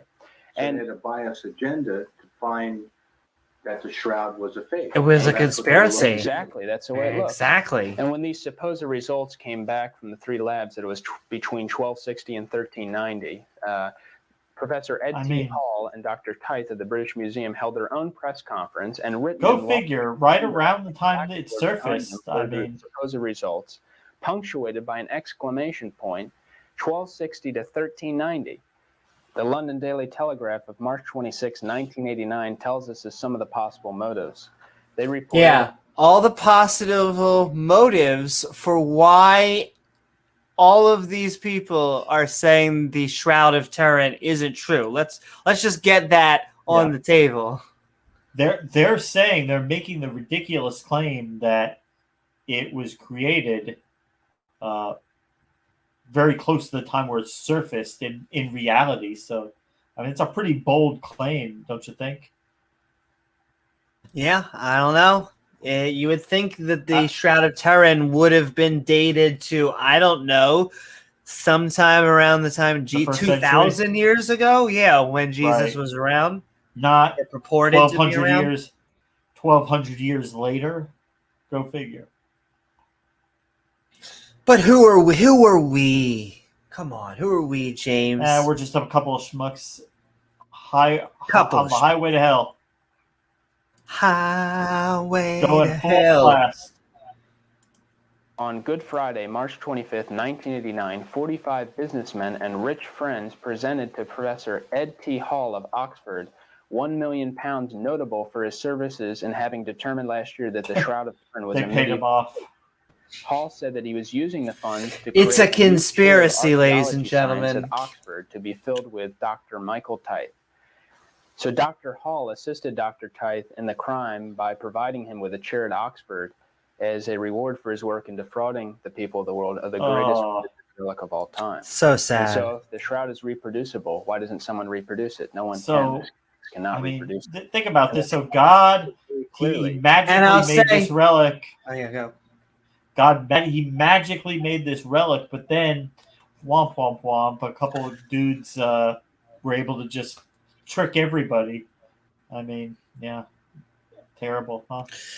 See, they just are making everyone atheists by doing that. I don't know why. You know, the skeptics and the religious people and the scientists, they're all coming together to say the Shroud of Turin isn't true. Must be a conspiracy, James. They're just God. that's how you know it's true, is they're saying it's not. He magically made it so that this shroud would exist and the blood would transfer, and it's so miraculous. But then a couple dudes in the 1980s were able to just undo all that miracle that God did, you know? Exactly. And what better way to communicate to us that Jesus was alive than a very vague image print that only people can see through bulletproof glass in a single country? I feel like how better way to communicate with your people? I mean, it's on par with the Bible, so I guess that's actually consistent of God to pick the shittiest, most stupid ways of trying to communicate with people. So at least he's consistent there. Exactly. And all right, I will say, I want to do his last claim. This is the last 10 seconds. But I think we may do another video, because this seems to be the thing that triggers the people who believe in the Shroud of Turin is this claim. The skeptics cannot reproduce it. And the shroud shows very clearly that Jesus Christ. That claim right now, the skeptics cannot reproduce it. That's another thing. You can't make it. You can't make it again, therefore God. Yeah. If we could make it again, then it'd be God. Or not God. Well, that's what the same thing they say about the pyramids, that it must have been aliens because we couldn't make a pyramid today. Heart you back, Shogun. Hey, Shogun. And yes, exactly.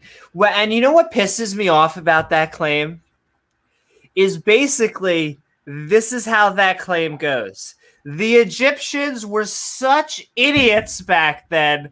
How could they have possibly have made the pyramids? It's like, I don't know. Maybe they got off the couch. Maybe they had other tools that you couldn't have possibly have known. We actually had pretty good mathematics. Yeah. They had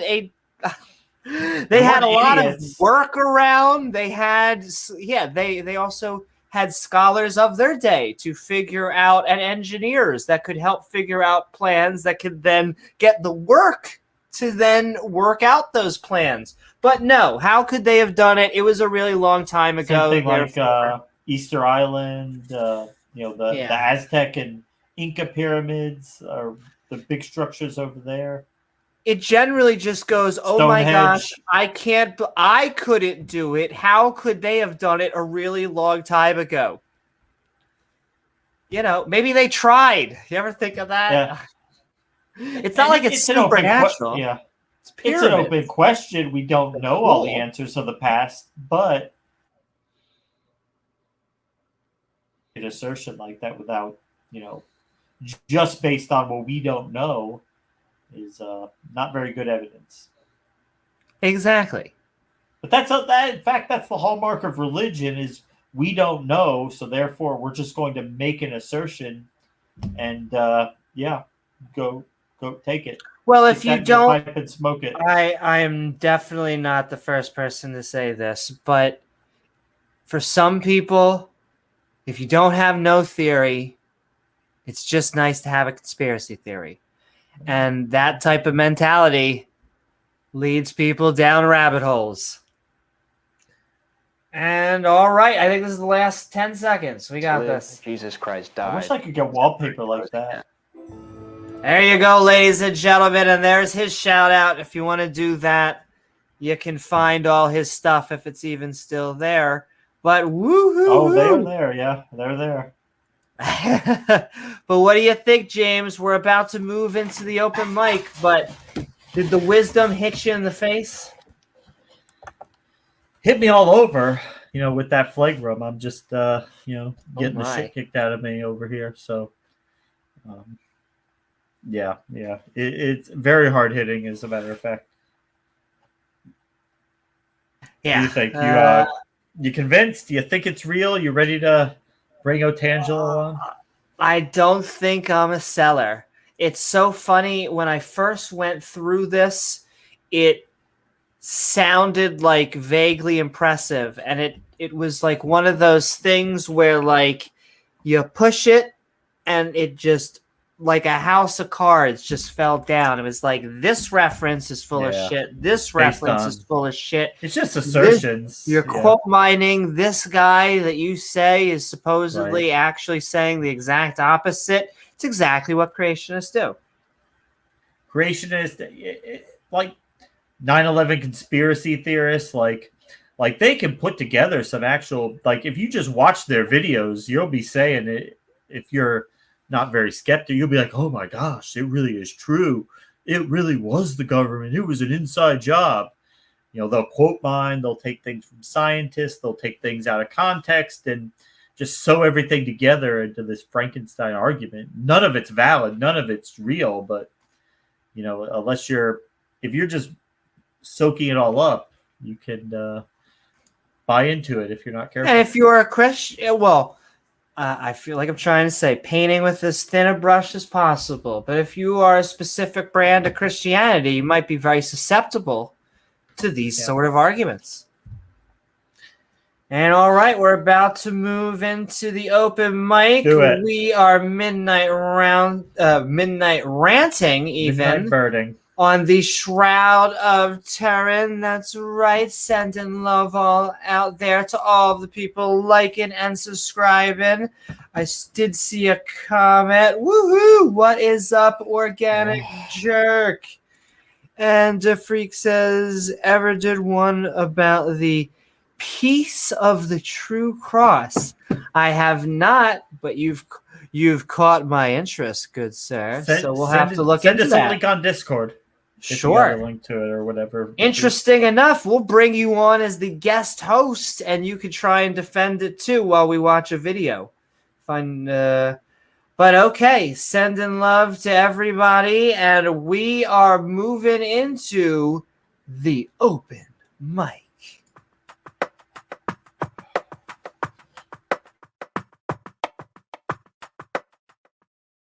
What is up, bird? Is the word. I still see that you are a vegetarian thanks to the holy order of water or whatever makes the Noah story. Can't Hovind. That you are a vegetarian. Woohoo!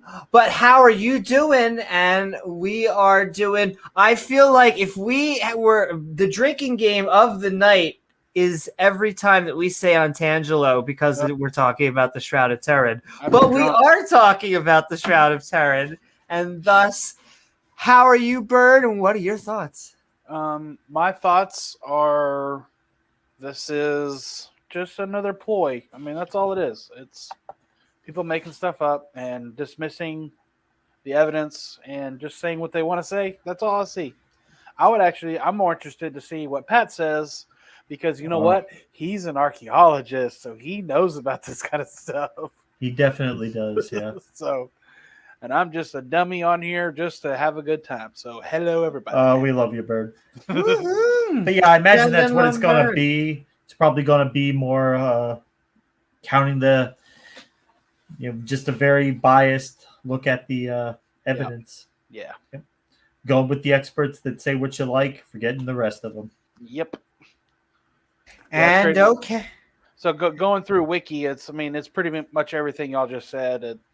It's all been refuted, and it's all silly. Just silly. Yeah, that's the other thing is that it seems to have been refuted for a very long time, and yet just a certain segment that is like, no, it's not just a role play. Right. But yes, thank you so very much, Bird. Woohoo! And all right, we'll be going into the open conversation in a second. But let's get Pat Lowinger on here. Pat, we are wrapping ourselves up in the Shroud of Turin tonight. I hope you're doing good. And what are your thoughts? Well, the falsification and forgery of artifacts is something that's kind of near and dear to this guy's heart, right? Yep. This is something that archaeologists, historians, and really the general public have to deal with because there are people that make a dubious living doing this and then selling artifacts to people, whether or not you're on vacation at a tourist spot, or in the case of Hobby Lobby, presenting false antiquities for sale to credulous rubes who want to open their own museum. But this is the issue. This one is, in my case, more duplicitous because this is the manufacturing of a religious artifact for the masses of people to worship or and somehow gain reverence from. Now, the Catholic Church knows it's a fake. I pulled something up for Amy, and I sent her in Discord a private message with the file. And I thought it would interest her because it's on the Journal of Informational Ethics. And I thought it was a pretty good piece. I've been doing some research on this with Jason Thorne. So Charles Freeman in the Journal of Information Ethics in Would you like me to show it? You can if you want, but I'm just going to, you can post it in Discord for anyone who wants to download it, I guess. He wrote a pretty lengthy article going through all of the information, all of the tests that have been done. And I just want to read a paragraph from his conclusion, because I think it'll present this to everybody. It's the second to last paragraph. And this is him. It is understandable that the Catholic Church wishes to use the shroud as a reminder of the suffering of Christ. Yet it is disingenuous for the Church to say that the matter of authenticity is beyond its competence when it has been so heavily involved in the commissioning and overseeing the tests that have shown that it is not authentic.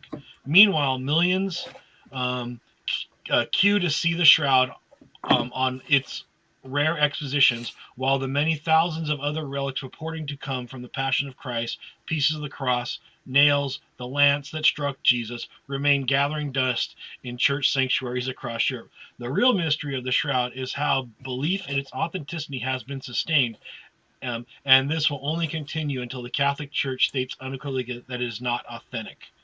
Basically, they know it, they've paid for the testing, and they refuse to actually follow the science because they'd rather have people be credulous than non-credulous, right? They'd rather have people believe blindly than to, use reason and science to get around it.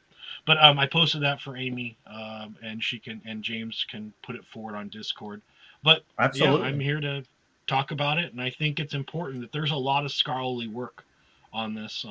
As far as a lot of journal articles and a lot of very important research, and it's been fully debunked. And for every article that you get on an apologetic website, you have 3 or 4 that are actual hard science and evaluations that just say it's just garbage. And it's garbage. It's been garbage since it was created as a fraud, exposed the church. It is funny though, he threw the people that reported it, the bishop that reported it to the Pope. Oh, that we can't believe a letter found in the Vatican archives. Right. How do we know? Right. How do we know it's really his letter? Well, how do you know it's really the shroud? Right. It's amazing that they'll be credulous in one area and then skeptical in another, but only skeptical when it supports their credulity. And it's the most bizarre shit I've ever heard. But do you have a picture of the Pope reading it? I mean, do you have a picture of, it's like... Yeah. It's the worst kind of bullshit. It really is. I mean, that's like the people that they'll say, oh, like even when the church condemned Galileo, they actually didn't sign the paper that right. Like they never signed off on it, so they didn't officially condemn him because they forgot to sign the paper. So God was protecting them from endorsing geocentrism. Right. It's total bullshit. But okay, you can create whatever revisionist bullshit you want, apologetic, but they do. That's what it is. Oh yeah. All right. Well, I'll hang out. And okay. Come on. And I do want to show this instead of just sending the link. I'm just going to show this, and everyone can find it for themselves. So this is what Pat sent me in PDF form, which is the real mystery of the Shroud of Turin. Why does the Catholic Church not publicly declare that it is not authentic? So, woohoo! You can either ask me for the PDF if you'd like. I'll send it to you Discord, or you can find it on the internet. And they know it's not. They just don't. They don't want to get caught with their pants down, and yeah.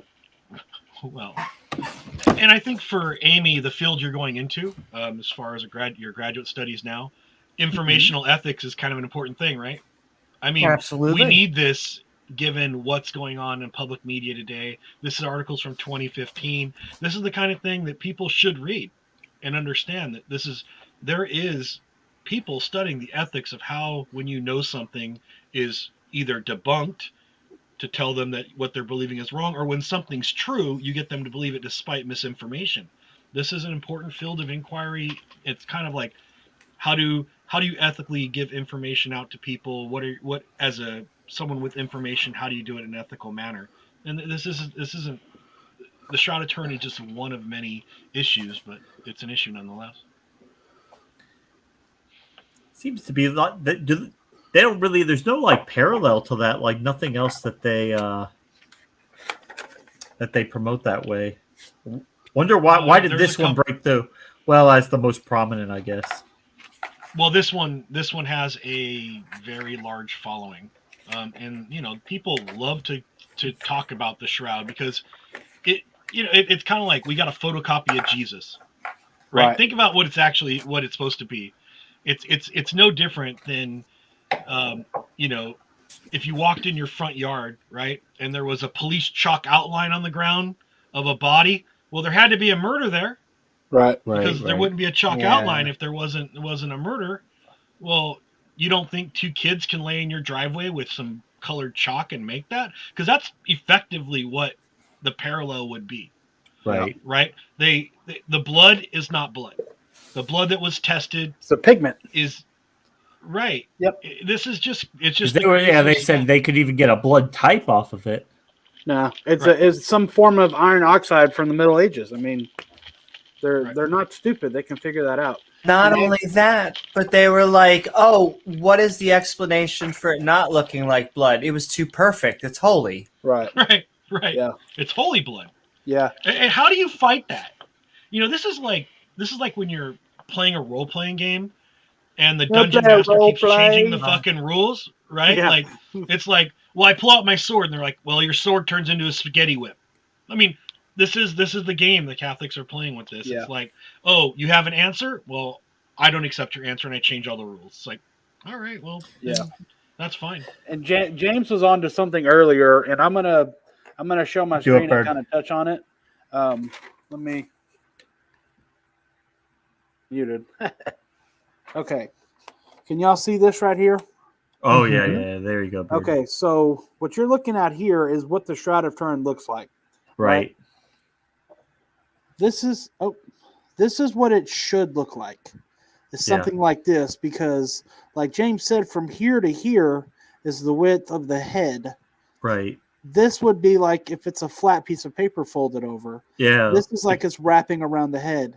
If it looked Right. like this, they would have much more of a case to show that But- it would be more real. Yeah. But this is physically impossible to be a real person. Unless Oh, the it's head like is a as flat as a cookie cutter. pancake. Exactly. Yeah, like a exactly. doll. And guess what I did it with? A Lego minifigure. Wow. Is that a This is- Jesus? Do they have Jesus figures of It is, Legos? it is the Jesus version. You are correct. Yes. Oh wow. That's just that right there. If you look at that and you can get a head like this to do this, then you have my attention, because I know it's going to do this. Yeah. It's crazy. Thank you. The case is over. No, thank you, Bird. That's We can stop the show. That's it. Next. mic drop or whale dick drop. Yeah. I don't know. It's so hilarious. Just with a simple Lego minifigure, it's easily debunked. Yeah, like Take that, Shroud of Turin. Yeah. No, but you're right. it's like this is like what the forger did. He just you can imagine somebody in the 1200s sitting in there in his home trying to make one of those relics, try and sell it for money, Right. which was a pretty common thing back then. Because antiquities never get remade or, Oh, absolutely. nothing like that no. and sold for money. But and that's just like what people have always done when they're making things up. It's like Of course. when the writers were writing the Pentateuch, like, oh, we gotta have a global flood. Well, we'll just get a really big boat. We'll put all the animals in there. We'll have all Noah's family in there. And it'll work out. It'll be fine. Yeah.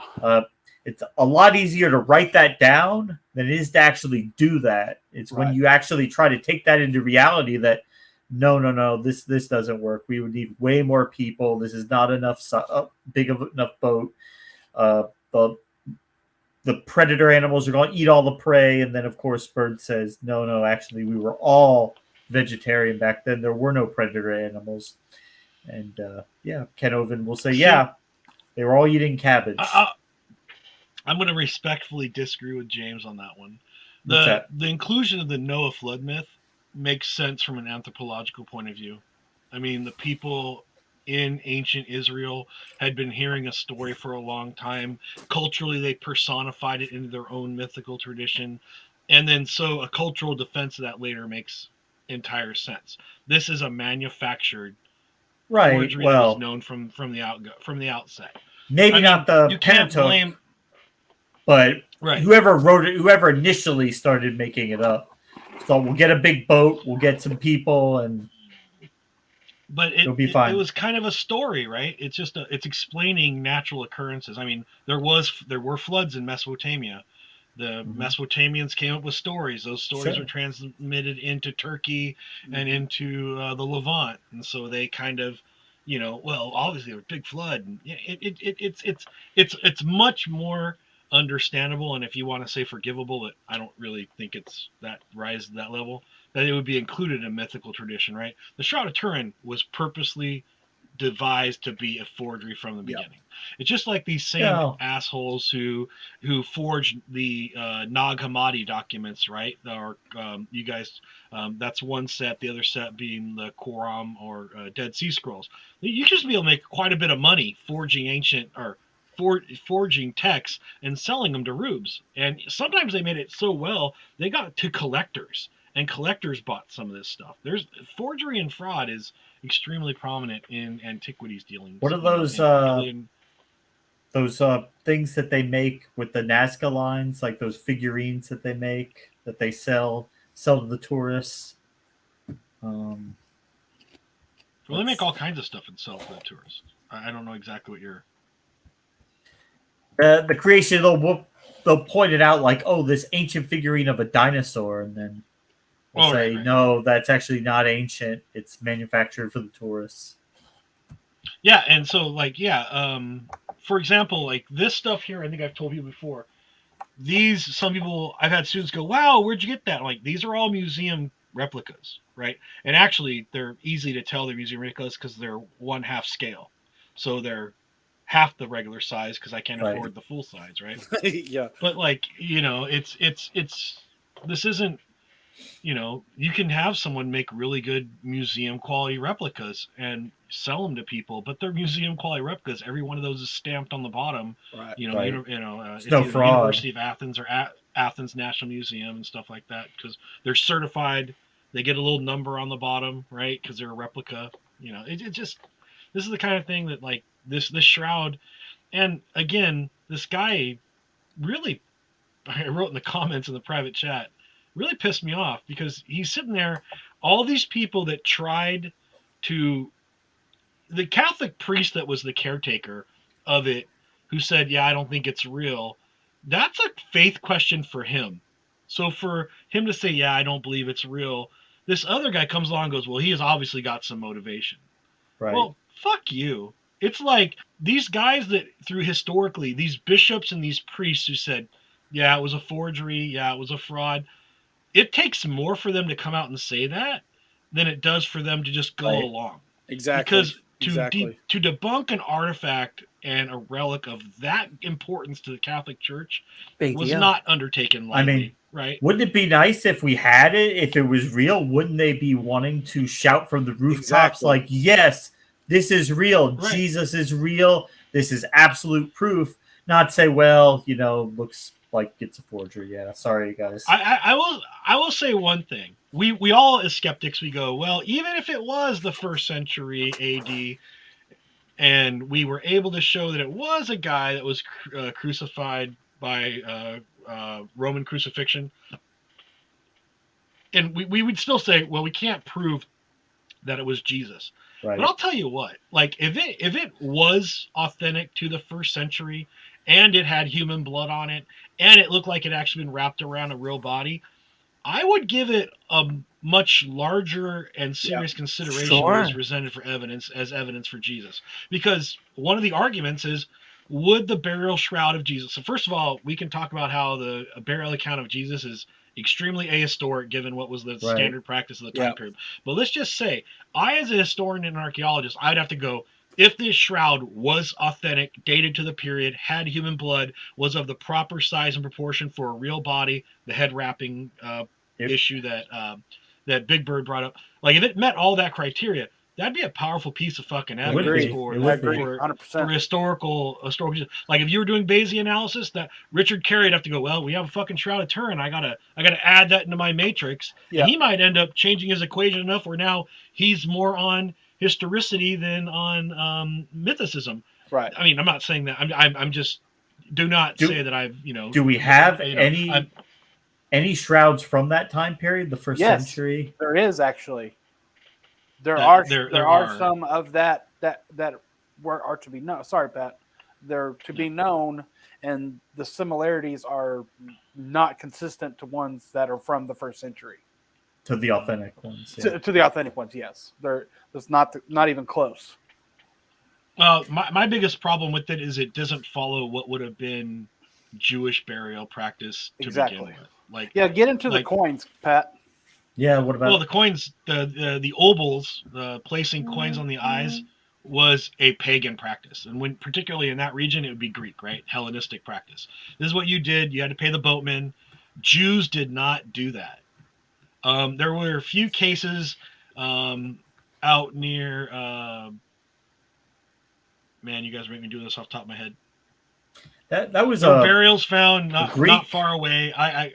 It was Greek. It was a Greek custom, Hellenistic custom, practice, right?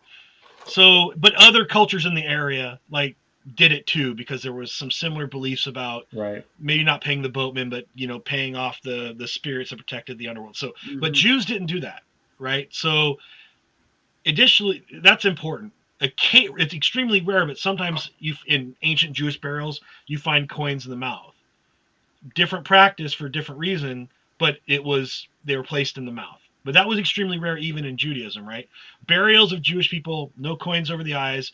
There have been some burials in Palestine in the Levant that people go, well, these people were buried with coins over their eyes. Yeah, you realize Jews weren't the only ones living in the fucking Levant during this time period. You have Greeks, you have Canaanites, you have all Romans, you got all these other people living there, and they continued their traditional burial practices. And that's what they found. Each and every time they've tried to say, is this grave Jewish or is this grave pagan? Guess what? It's pagan. Mm-hmm. Right? So it explains why they have different and divergent burial practice from what we see with Jewish people. But this was Makes the sense. practice in the Middle Ages was still happening, right? So if you were living in the medieval era and you were trying to create a forgery, if you knew something about it, you're like, well, I'm going to do this, I'm going to do this on this. But what would they do with the eyes? Because that was common practice at the time the forgery occurred. So again, this is hilarious. People emulated even within forgery what the current practice of the time was, because obviously if we're doing it now, they used to do it back then. Sorry, but they were Jewish and they didn't do that, and you made a big boo-boo. Right. I'm surprised they didn't show Jesus wearing a crucifix, because that would have made That would have been funny. Like on the neck, a crucifix. Right. Yeah, they all did it back then. Hey, look, Inception. Right. It's similar though. If that was the argument, well, ancient Christ wore a cross, you'd laugh. But Christ having coins on the eyes is just as laughable to someone who knows the burial techniques. Right. It wasn't ancient something Jews did, Jewish no. Palestinians, right? Right. It was. In a way, it's kind of insulting to even say that you got this Catholic adjacent priest, because whether or not you want to consider them Catholic because of their divergent views. You got this, Catholic traditionalist sitting there saying, well, this is what we know them to do. And you're like misrepresenting, like if you studied theology, you know this. Catholic priests in their training, formal training, they learn enough about other religions around them so that they can be effective communicators to those outside their faith circle. They know some Hebrew customs. If he looked into it, I'm sure he knew, and I think he was being purposely disingenuous. But that's just me. Yeah, intentionally. Yeah, he was twisting and turning everything that he could. Add the few doctors who support what you say, the 97%, forget them. The vast majority of them who. Well, I would actually like to. We'll never do it, but these citations he's giving about these doctors too, how much of this is cherry picked? Yeah. That's one thing about an to article. get the whole report or the whole thing. Like saying something like, hey, this appears to be blood. Well, yeah, on initial inspection, it looks like it appears to be blood. Then you say, well, he said it's blood.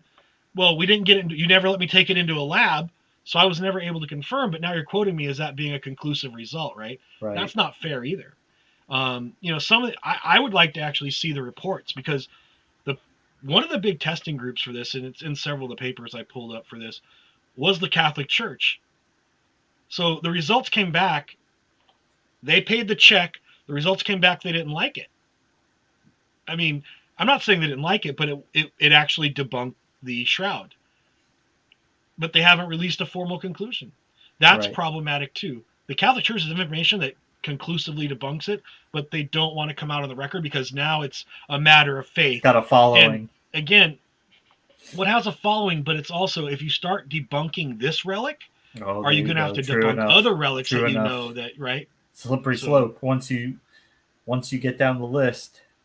Hey, Oz. That's not Oz. Sabaz. Is that Oz? That is I Oz. think it is. It is, yeah. Why is it his new name? I don't know if it's his new name or he's just using that for That's right actually his superhero name. Got it. Superhero pose.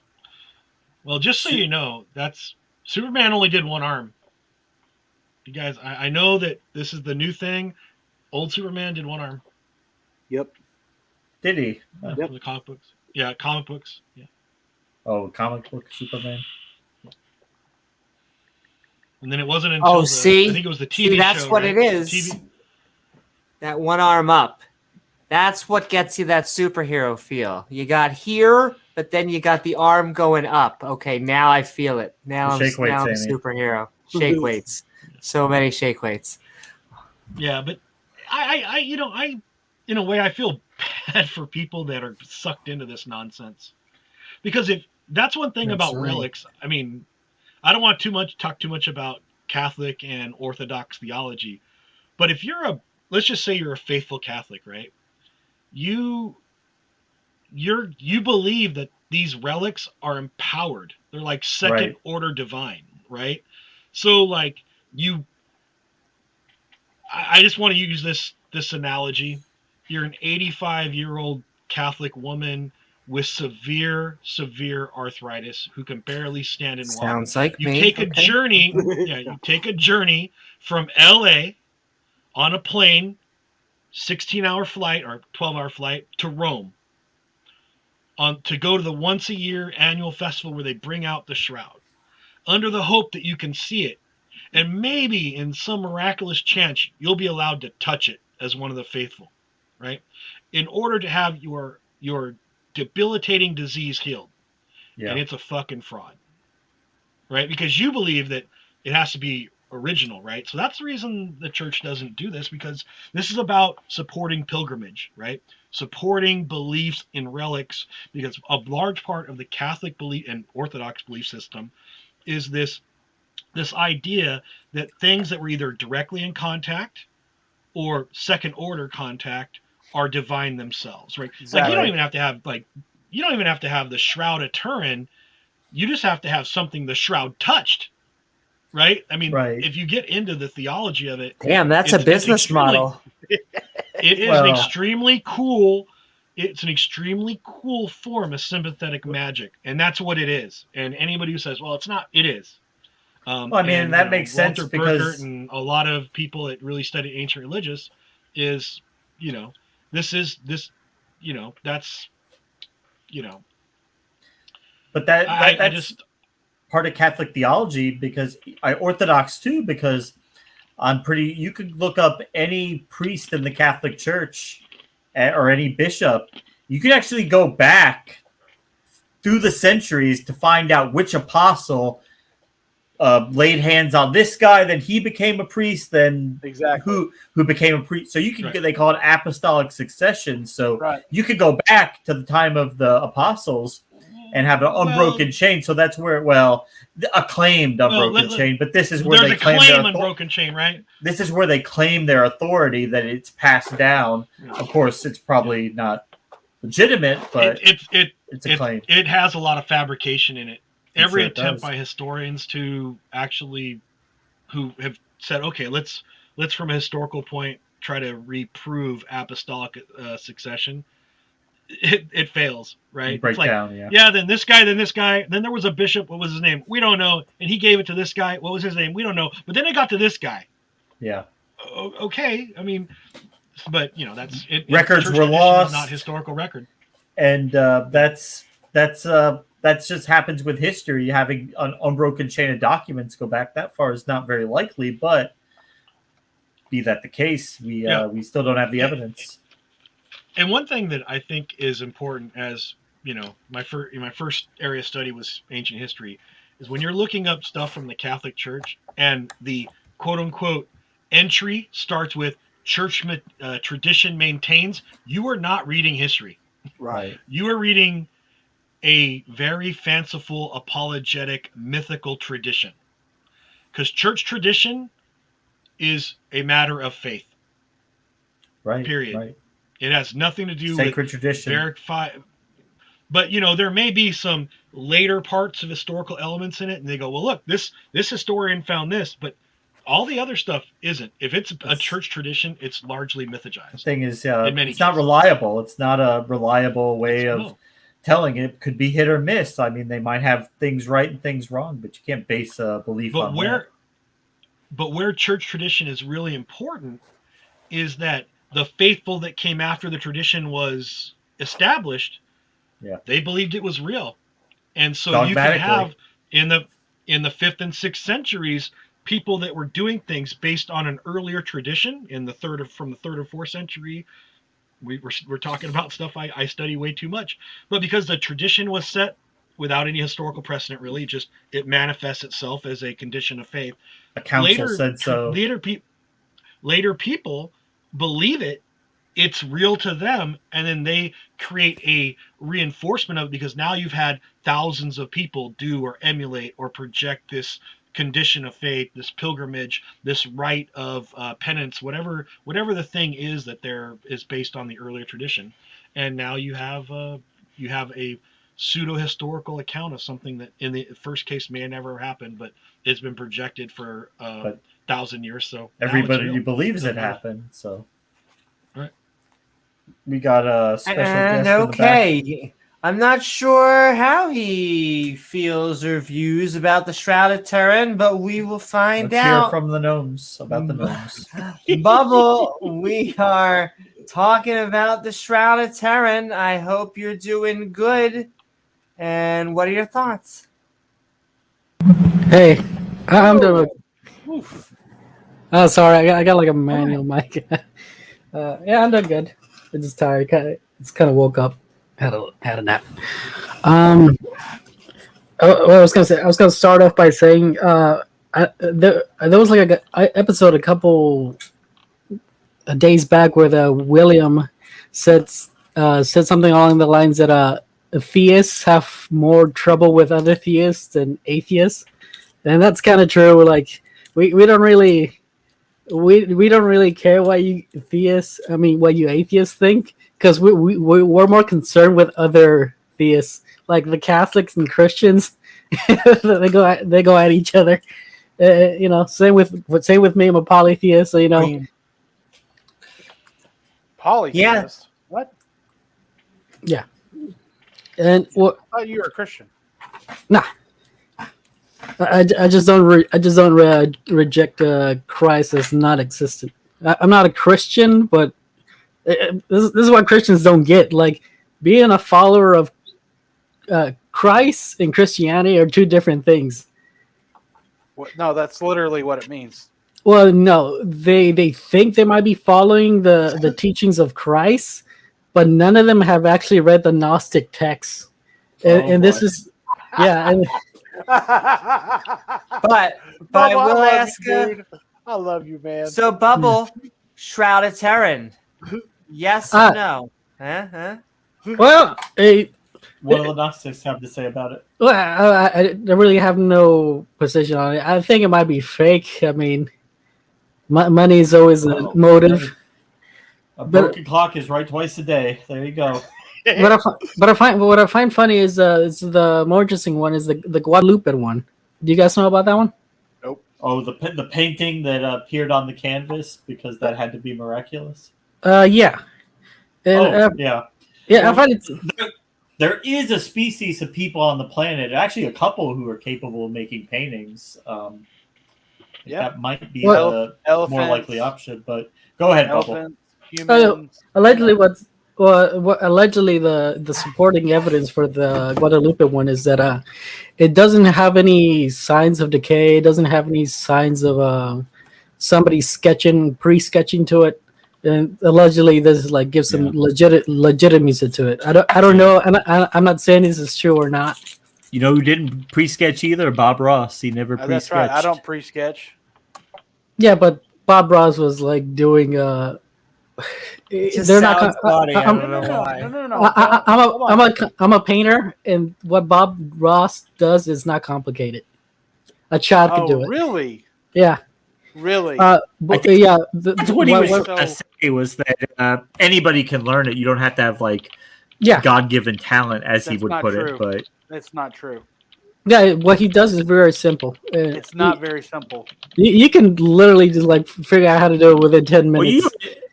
Hold on. Yeah, I could do it any way like he could in a couple minutes, but I'm also an artist, and I've painted roughly 20 Bob Ross paintings, and they are not easy.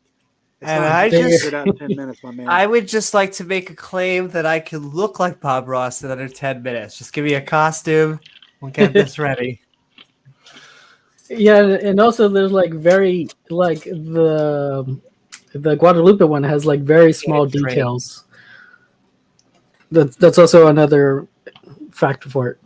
But I find it interesting what I find, because allegedly to Christians, Mary and Jesus Christ were like very dark skinned, because this is like the beginning of time, right? So hold on. The beginning of time? Are you serious? Well, in their I saw that dinosaur movie. No, they're not the beginning of time, my man. No, and they're like Jesus Christ and Mary. They're from a dark area. They're not from Europe. That's what I'm trying to say. Dark skin. Yeah, because they're dark skin. Because they're not in Europe. This is taking place in like in Iraq or something. There is a giant sun because there's desert everywhere, and they're like, "Oh my god, a giant sun!" Yeah, but like. I just want you to be clear. Oh my god, the gnomes! Save me, the gnomes! But I just want you to be clear. They were not some of the first people on Earth. You realize that, right? No, that's not what I'm saying. But I'm saying okay, gotcha. Yeah. Just checking. Yep. What I'm saying is the Jesus and Mary were like in this area where dark skinned people is the norm. Yes. So why is the Mary and the in that shroud like more on the white skin side? I think it's just artistic license. Oh wait, Mary isn't in the shroud. It's just Jesus. No, he means like the artist depictions of Mary. Oh, the artist depictions. Yeah, especially the Guadalupe because one. They're white people, and they just draw white people. Yeah. So we like is. They have pictures of her in Asia where she's Asian. They have pictures of at African American churches where she's portrayed as darker skinned. But yep. But this is Christian lore, so like it feels inconsistent. Dun dun dun. Praise Amaretto. Yeah. I guess Hi, Amaretto, and everyone in chat, sending so much love. But yes, if you just joined us, we'll probably go for about another 30 minutes. Try and get that 3 hours or whatever, and then we'll do outros. Yeah. What Gnostic text do you promote, Bubble? The Shroud of Turin and a little bit of Gnostic text. I mean, if you guys gotta read the Bible, you should definitely read the Gnostic text, because the Gnostic text is like very much more interesting than anything in the Bible. It's more exposing. And like is Jesus, it more full of itself? No, it's got a linguistic joke. Okay, it's more I got it, Amy. It's more polytheist in its text, and it's very metaphysic. It's some real deep stuff in there. 15 feet. All right. Yeah, because tip your waitress, folks. Just, I'm done. Well, Dix. So these are the books that the Catholic Church shook its head at and said, "This is even too crazy for us." Yeah, because they didn't like what it was saying, especially the polytheistic parts. I imagine they would have a hard time with that one. Yeah. Not all Gnostics were polytheists, right? I mean, if we're gonna start down this road, I asked a question in chat. I mean, if you're gonna, I'm, again, I mean, I'm not gonna doubt, but you've just referred to yourself as a Gnostic, basically a sect of Christianity that hasn't existed in 1,500 years. So I'm curious as to how well versed you actually are on Gnostic writings and Gnostic texts and the historical realities of Gnosticism before the stream gets like derailed asking about like where you are in. Oh, you wouldn't call yourself a Gnostic. Okay, then in chat, cool. All right, if you don't call yourself a Gnostic, we're good. All right. Yeah, They are interesting texts, though. If we're going to recommend books for anybody, Elaine Pagels, she wrote a book called The Gnostic Texts. It's extremely well done for an introduction for folks that want to jump into it. And I'll throw it up in the chat so you guys can get that. I mean, one thing I do find interesting is like how many atheists who claim to be atheists also tend to like on part times also try to do Santa Maria or paganistic or satanic. They still practice some of these things, and I also find it hypocritical of like Christian conservatives who also practice like what we would call Santa Maria or satanic rituals. For example, like the killing of no, then you said the killing and then it just got ruined. No, continue. no, for example, in Santa Maria, they what a ritual they do for like bringing you in is like kill like hundreds of animals, and what some conservative Christian sects they also kind of do this, but they do it under a different name. So I find that really strange and weird. Okay, Bubbles, you know what I'm going to ask you? Where's the evidence of this? I can show you a video. Okay. Okay. What do you mean a video? What does that prove? Well, you got to understand. In Santa Maria, like killing hundreds of animals is part of like some sort of initiation. I don't practice Santeria. Santeria. I don't have a crystal ball either. I'm not saying you practice, but these people who practice Santeria, like this is part of the ritual. I don't get it, but well, you've killed hundreds of animals. What do you mean? So have I. So has no, Amy, James. Yes, but no, we do it for eating. These people are doing it. Yeah, but these people are doing it for the sake of killing them. For Satan. Oh, so okay. Yeah. So killing one way is different than killing another. Got it. Okay. But it's because they're not doing it for substance. They're doing They're doing it as part of the sacrifice ritual. to the devil. So. Well, no, it's just part of some ritual. Because we're not doing when we kill animals at a farm, it's not for like ritualistic reasons, for substance reasons, but it's the reason they're doing these things. Well, in the Old Testament, they killed for ritualistic reasons.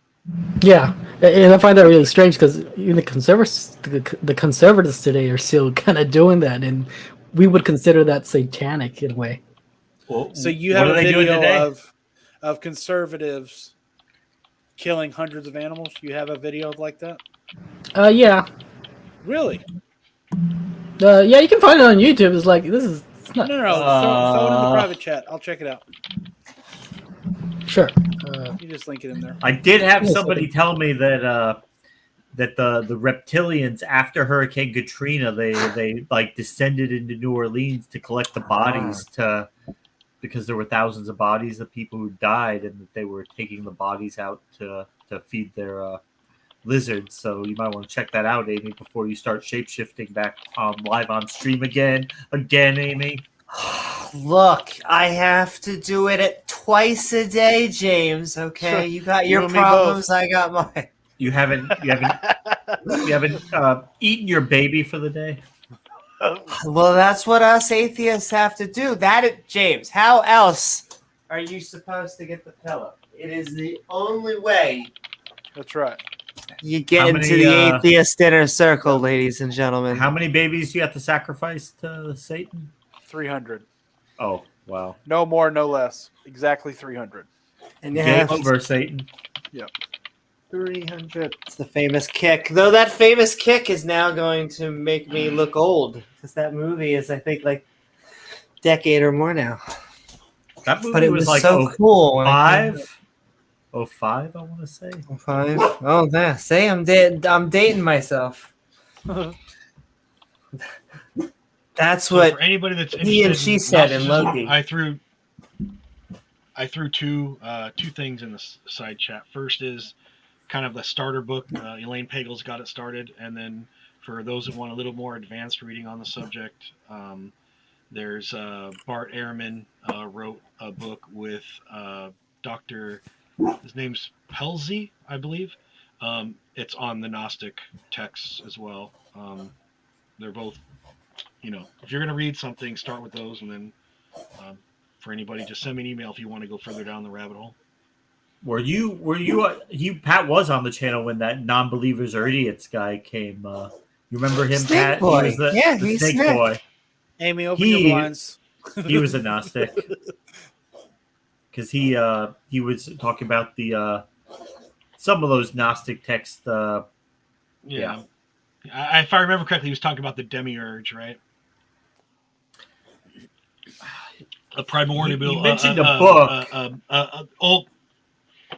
Right. Well, I mean, he talked about a lot of things, but I can't remember if he talked about the Gospel of Thomas or if he was talking about one of those Gnostic writings. Associated, yeah. I don't remember him ever saying demiurge, but yeah, I mentioned that term maybe. Maybe it was in the side chat. Yeah. Maybe. So, but that's one of the issues is Gnostic is really a bad term in academia now. I try not to use it because it was a pejorative, right, in antiquity. And we don't really, I mean, until the Nag Hammadi texts were located, we didn't kind of know what a lot of, these different groups believed, right? And then we had additional stuff come out of other areas, but it's been pretty limited. But it's kind of hard to reconstruct what the actual belief system was, and it seems that it was highly divergent among different sects that were labeled Gnostic. So they're just they're trying to keep them in their own like the Valentinians weren't the Manichaeans, weren't the other other groups as well. Yeah, broad category of right belief. So, Bubbles, did you watch the stream at all with Amy? Come again? So, did you watch the stream that Amy and James did a minute ago about the Shroud of Turin? I came kind of late. Like I said, I was taking a nap. Oh, okay. Yeah. Oh, welcome. I was just going to It's say okay. I love a good nap. That you refuted or needed clarification or anything like that on. Well, I'm leaning more towards the side. Like this is a Catholic, Catholic. It was a merchandise to bring people in. But did I deny these items? People have fought over these items. The Nazis, the Napoleon, you name it, kings. They want these items. So I'm not gonna. Maybe the shroud is fake, but all other items, I'm not gonna say all items are fake. If people want these items, theists or atheists, they want these items. So I wonder, why do you want these items? I don't. so there must be something. I don't know. I saw that Indiana Jones movie, and it didn't end well. Why would you say atheists want these things? Because I think deep down, because you see some atheists who go like Aaron Raw. Aaron Raw tried paganistic, satanic, whatever you want to call it, rituals before. So at one point or another, he did believe in these things. But he doesn't. No, hold on. But then you're misrepresenting him. But when Go ahead, Pat. Well, but even with that, when he wanted them, he wasn't an atheist. Exactly. No, that's you realize that, right? Well, I find it strange. You said Hitler wanted them, and Hitler was an occultist, so that makes sense, right? No, there was a large cultic group within the Nazi Party, the dark sun or something like that, the Black Sun. I just said Hitler was an occultist. Hitler was a Catholic occultist. Yeah, but no, like they're not not mutually exclusive, right? Yeah, but Goebbels was more into the occultic than Adolf, and Goebbels isn't like Again, you're not you can be more than one thing. You can be less extreme than someone else, right? yeah, but Goebbels isn't. He's like the second hand man in the party. Okay. So Hitler was not as good of an occultist as Goebbels. And Godwin's law, James. No, I'm Godwin's saying law. I'm saying the powers, for example, the Nazi powers believed in these things, not like some I sort agree. of yeah. Right, but you said atheists, so I was just trying to figure out what atheists have gone looking for these things because of their inherent magical power. Also, I just want to say that because I caught that, and I think Amaretto wanted to point out too that pagan and satanic are very different things. Very different. Yeah. True. Pat. Yeah. I did that just to piss her off. No, they are very different. Oh, and by the way, pagan should be capitalized in all. Yeah, as to the Amaretto. as to the why atheists want these, because I don't believe every atheist that calls themselves an atheist is really an atheist. Why would you say that? Just like every conservative who calls himself Christly, I don't really believe they're Christly. See, but I mean, but that's hear that a lot. That's not the same thing, though. Well, if people like who call themselves atheists and after their day job is done, they go into like haunted areas and try to they're doing these rituals. Why are they doing this? This is not really conforming with atheist beliefs. I can answer this. Because being an atheist is not the same as being a skeptic. That's right. And so just because you don't believe that there is a creator of the universe doesn't mean that you don't believe in reincarnation or any other. I mean, there are a million beliefs out there. It's really what you have to do is select which ones have evidence. Yeah, but that's not an atheist belief. That's more like a Buddhist belief. And Buddhism doesn't deny a god. Well, actually, that's a fantastic example that you just used of someone both being an atheist but having a belief that I don't share. And so they are both an atheist and a Buddhist, which is possible. Atheist. Yeah, I find that strange because like even Buddhists are like, no, there's a god. But he told somebody there wasn't a god, not because there wasn't a god, but because it was hindering his spiritual journey. Allegedly, I don't really know Buddhist text, but this is what I know. Allegedly. And okay, we are going to add in the lovely Mark Reed, and we're going to go for about another 30 minutes and then have some fun outros before we head to the Discord, baby. But Mark Reed, we're having fun. We are talking, I think, about Antangelo. Wait.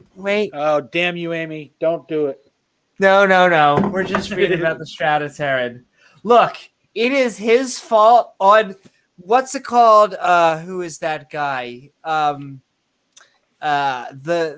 will be the Kalam on what's it called? Deathstone.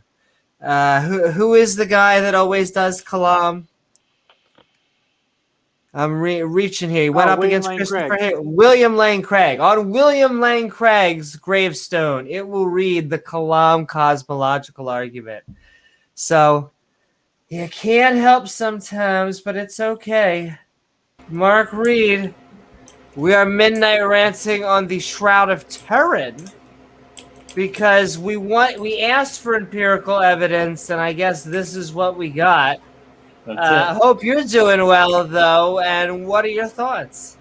Yeah, I'm doing good. I hope you're doing well. Hey, James. I just came on.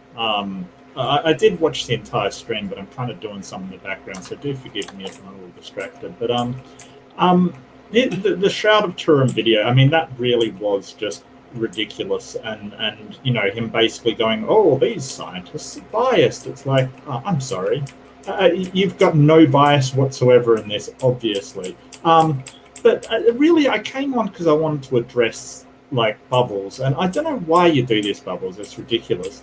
It's kind of like you've just said, oh, I don't know why atheists sort of say they're atheists and then go and to haunted places and do these rituals. Weren't you the same guy telling us to go do it? use a Ouija board in a haunted place? Yeah, but they're not doing it to get in contact with ghosts. They're doing it to get in contact with like demons. How do you know? Because you don't need to draw a pentagram. No, you don't need these kind of symbols. You don't need those symbols or Bubbles. No, You've please said let me that reply. atheists aren't real atheists because they go and do these things when you've asked us specifically to go and do these things. Well, that's the thing. When I say ghost hunting doesn't require pentagrams in ritual seances. They're doing ritual seances and symbolisms. What atheists are doing seances in haunted Says you. places? No, I'm talking about the atheists that do this. What atheists are doing that? Atheists that do this, but atheists are doing ones? There are atheists that do these. Can you give us any idea of where they are, who they're associated with? Because to the best of my knowledge, I don't know any atheists that go and do rituals in haunted places. I'm not saying they don't exist, but you know, you could do that and still be an atheist. So I don't know where you're getting this from. It sounds like a total crock of crap to me. Because when you're already doing that, you're already presupposing there is like some sort of other beings. Saying ghosts is one thing, but saying demons it's more of a step than ghosts. So, no, you're not. You could be trying to contact ghosts. You could be trying to contact ghosts. No, you don't need. You don't let me need finish, Bubbles. Let me finish. And then, like, it's got nothing to do with whether there's a god or not. Got nothing to do with it. It does. So it's a total non sequitur fallacy from you to line with all your other fallacies. I'm curious as to what specialized training you have in necromancy versus demonology within a religious framework that you can distinguish between the necessary ritual apparatus in order to summon a demon versus summon someone from the grave as far as a spirit. Because in the ancient world, they were almost synonymous, right? So daemons are demons, which are disembodied spirits, right? So again, I love this because did you read this shit off the back of a Ouija board? And Bubba respond, and then we're gonna bring in Amaretto. Yeah. Speaking of witches, Amaretto. Yeah, let's get our expert witch in. I'm all for that. Let's go fully to the woo forest. All right. Woo trees. Well, we were on the Shroud of Turin, flowers. mate. You can't. Okay. Did you have a response, Bubba? If you wanted to? Yeah, but sorry, Bubba. Go ahead. Go ahead.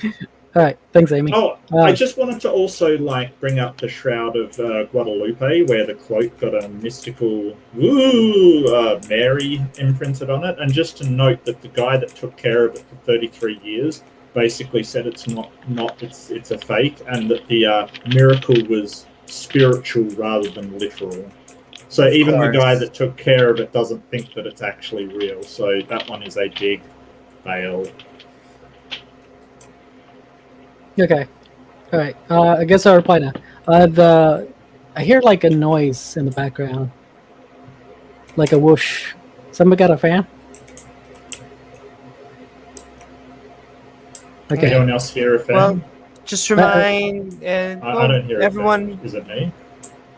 Everyone, just make sure you mute when you're not speaking, and I'm gonna mute mine. Okay. Yeah. There you go. It's gone. I'll reply to the reason it's not the same as ghosts is because for demons you need special incantations, you need special symbols, and you don't need that for ghosts. For ghosts, it's not like setting up a date. They'll appear or not. Maybe you'll piss them off. Yeah, maybe you'll piss them off by touching their stuff or like remodeling, but you don't need incantations or symbols for ghosts. How do you know? But you said you've never been ghost hunting. Well, people have experienced ghosts. You don't have to believe this, but people who experience ghosts didn't didn't set up some sort of a incantation prior to it. How It do was you just know that? because they haven't. It's You've just never been spontaneous. Yeah, that's not an answer. Just saying because they haven't isn't an answer in the slightest. No, because In- it is. In You the, don't. in the last First, 200 years, the most common form of contacting the dead, i.e., the deceased, is the seance. The seance is a ritualistic activity that specifically to invoke the contact of the departed, i.e., ghosts. And no, spirits. but certain demons. They're ritualistic. Well, and you're again. We're going to argue over demons and ghosts, and I find both concepts largely laughable. But I mean, I'll humor you, but you're Okay. going into an area where Yeah. First off, you need for like a specific demon, you needed some sort of specific incantations or whatever rites. You don't need that for a ghost. Is For a there a ghost- specific incantation for a sexy demon? Oh, A hello. succubus? Yes, for succubus, yes, you would. Whatever title you want, hey. Those are Can we sexy. get an incantation to exercise the bullshit going on in this stream? Yep, Can somebody give us that? That would be I actually- Bob. I actually have one. Hold on a second. Oh yes. Okay, please. hold on. Thank you, Let me make a note real quick. If we have DeFreak in the chat saying, "Who is this guy?" There's really something wrong with the chat that's going on. Coming from DeFreak. That is amazing. The amazing wanna know never how you stops know around this here, Bird. You know that. You I never just know wanna- what's going to happen. Yeah. I just want to know how you know this information, Bubbles. Yeah. Well, same 'cause here. People have experienced ghosts, and they did not. Have you Which experienced people? ghosts? Which people? Random people. You don't have to. Random people. Yes, There's people. your credible sources, people. There's- random people. Is I your don't know credible them. source Yeah, for because Bubbles. I don't know them by name. It's just this is their personal ghost story, and they're not like Is into. it Frank? Yeah, but people you have just already believe said them? ghosts don't exist, Bubbles. Yeah, People already said- that's your presupposition. No. It Okay. comes from random people. Yeah, you don't believe in Ran- ghosts. That's fine. Random. No, not me. Random people don't say that ghosts don't exist. No, random people have experienced ghosts. Not all random people. It's fine Yeah. to be skeptical. So, other random people say that it's total made up crap, Yeah, but the people who've seen this don't believe that. and the And they people that didn't- haven't seen it do. And the people who did see them and did not commit some sort of ritual. So why should we believe your random people over my random people? Again, this is not whether your random people versus my random. It's Yes, whether it is. no, because you don't. We're trying to see if your source is credible and reliable. And when you This is- say random people, it's neither credible because we don't know who they This are is- or what motivation they have for lying, and This it's not is- reliable because I can show you random people that This is believe not- the exact opposite. Mhm. Again, this is not about whether your people or my people believe in ghosts, yes or not. This is about people who saw ghosts. You don't have to believe them. It's fine. Oh, I don't. Yeah, okay, that's good. But this is not about whether you believe a ghost or not. This is about people who saw ghosts, Great. allegedly, Mhm. Allegedly, yes. and they did not commit any sort of ritual. Okay, perfect. So why Now do here- you believe them? Exactly. That was my question. Donald. You don't have to believe them. I'm not telling you to Why believe. do you believe them? Why That's do what he you? asked. I believe it because I see these things. You've seen Yes. ghosts? I saw what some people would call the Grim Reaper.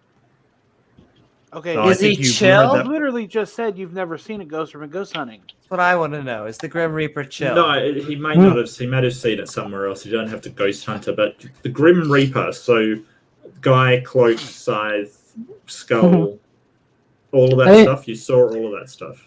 I saw the cloak. I didn't see the skull. So you saw a dude in a cloak. Did he have a scythe? No, he had supernatural powers. No. Did he have a scythe?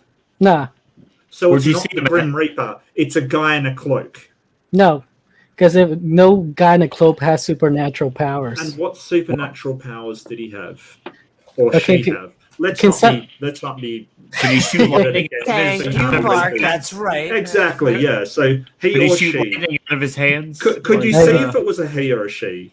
I guess the Grim Reaper is LBGT. My bad. Well, Hey, did you see maybe what, he has what a boyfriend. gender? You don't know. Did you see Yeah. what gender the Grim Reaper was? No, he's in a cloak. Okay, so who knows? Okay, so we an indeterminate gender Grim Reaper who has what Gender supernatural fluid. powers? Huh? Gender fluid Grim Doing Reaper. good so far. Yeah. What supernatural powers exactly did this Grim Reaper display to you? Okay, can if I point my finger at you, do you just pass out? What? If I point my finger at you, do you just pass out? Wait. No. The better question is if he points his finger at people, do people just pass out? Well, it happened to me. Hey, Amy. So you saw can a you person. can you pull my finger? You saw a person in a cloak. They pointed at you, and you Her fainted. fingers are not available. Yeah. Oh well, hello. You realize that sounds Me like and just Gavin down here. Yeah, of course. It's no different than somebody saying they saw a ghost. Okay, you're not gonna believe it. It's fine, but that's not what's in question here. It's not what And- he's and but getting it's at. so- not exactly a supernatural wait. power. And That's a on that supernatural note, power. to be people continued on faint all that the time. thought, because we're gonna bring a real witch in here. Ooh. Ladies Ah, and gentlemen, the worst the of the one, the worst. only, Amaretto. We are midnight ranting on the Shroud of Turin, and not only that, we're having a little witch wizardry. How are you? And what are your thoughts? Bubbles, I told you you can't out me to the humans. I'm telling you what. Like, you can't just out The me as muggles. Boy The Grim Reaper. muggles. That is not fair, okay? Listen, these people cannot handle the amount of magical that is encompassed in this, corporate form, okay? So, Woohoo! I Okay. killed Pat. I managed to kill Pat. I love it. I got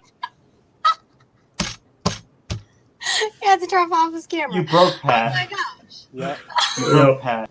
Yep. Okay, Pat's ruined. Bubbles. This is what Mark's getting at. We're gonna have a sip of the cold pressed coffee pumpkin from Southern Tier Vintage 2018 in Pat's memory. There we go. Rest in peace, my friend. Bubbles, this is what Mark is getting at. No one on this panel is denying you had that experience. I promise you. We just No, it's wanna fine if you know- do. No. Listen, we're not denying you had that experience. Right. We just want to know how you can show evidence that it happened. Well, that's the thing. I can't. That's like saying, can you show me evidence for that I'm not just a figment of your imagination? Of course I can't. I Wait, what do believe you I mean? can prove. That's Yeah. like last I mean, Thursday. we can As show a, pretty though I good will evidence. say, We've got Donald, video we of got 15 minutes before outros, so if you do want to get on the panel, you get your butt on before we. you do know before we there's wrap up. video of you up on the internet, right, Bubbles? Could just be a figment of everybody's imagination. But it's highly unlikely to be a figment of multiple people's imagination, right? Whereas Yeah. you claim that this is real, but you've got nobody else to confirm whether it's real or not, and that's the Well, I problem. mean, to be because I fair, do, I have do. people try and There's kill a friend of theirs because they thought Slender Man was real and was going to come Right. kill them. So, Mm. I mean, Right, but listen, that's more because to something a is brain on state official or record. Yeah, I think they said that they admitted they made that story up, the Slender Man thing, but No, it's one of the girls actually had a family history of early onset schizophrenia, and Okay, that's what I'm the other saying. girl, Yeah. I'm not 100% sure, Yeah. but I mean, like, this is the thing. They were also in their they were like 12 years old. they were early teens. No, they were older than that. I think they were older than that. They were like 14, 15. No, they were 12 when it happened. Oh, really? I was actually doing some research into it the other day, just because I hadn't heard anything about it in a while, and something had popped up on my one of my social media feeds, and so I was looking into it, and I was like, wow, they really were 12. Like, they stabbed one of their friends multiple times, and somehow she managed to survive. I think one of the doctors who treated the victim said if one of the stab wounds had shifted just a hair's length in one direction, she would have not made it. So, Which hair? almost like a miracle right there, so to speak. Which hair? Like a hair's like how wide a hair is? Like the width of a human hair. If it had I actually thought you said gone- length of a Literally. hair. Okay. I see. No. Oh, I thought you said width. Okay, sorry, I heard length. And so, guys, So- I'm gonna get. Oh, okay. Oh, did you want to make a point? I was Well, saying I I'm was- gonna get Donald in. I was Make just. your point, though. I mean, since we have a practitioner of the Arcane arts. The dark arts. of witchcraft and magic. No, I wasn't gonna say dark. It's not necessarily dark. Sure. I was just curious if she had any insight onto whether or not it's necessary to have ritual incantations present when you're going to summon forth the spirits of the deceased in her tradition, or whether or not witchcraft and demonology and necromancy or how they're all related. And I'm going to sit back and enjoy this answer. And see, Pat knows because I'm not coven trained. I'm a solitary practitioner.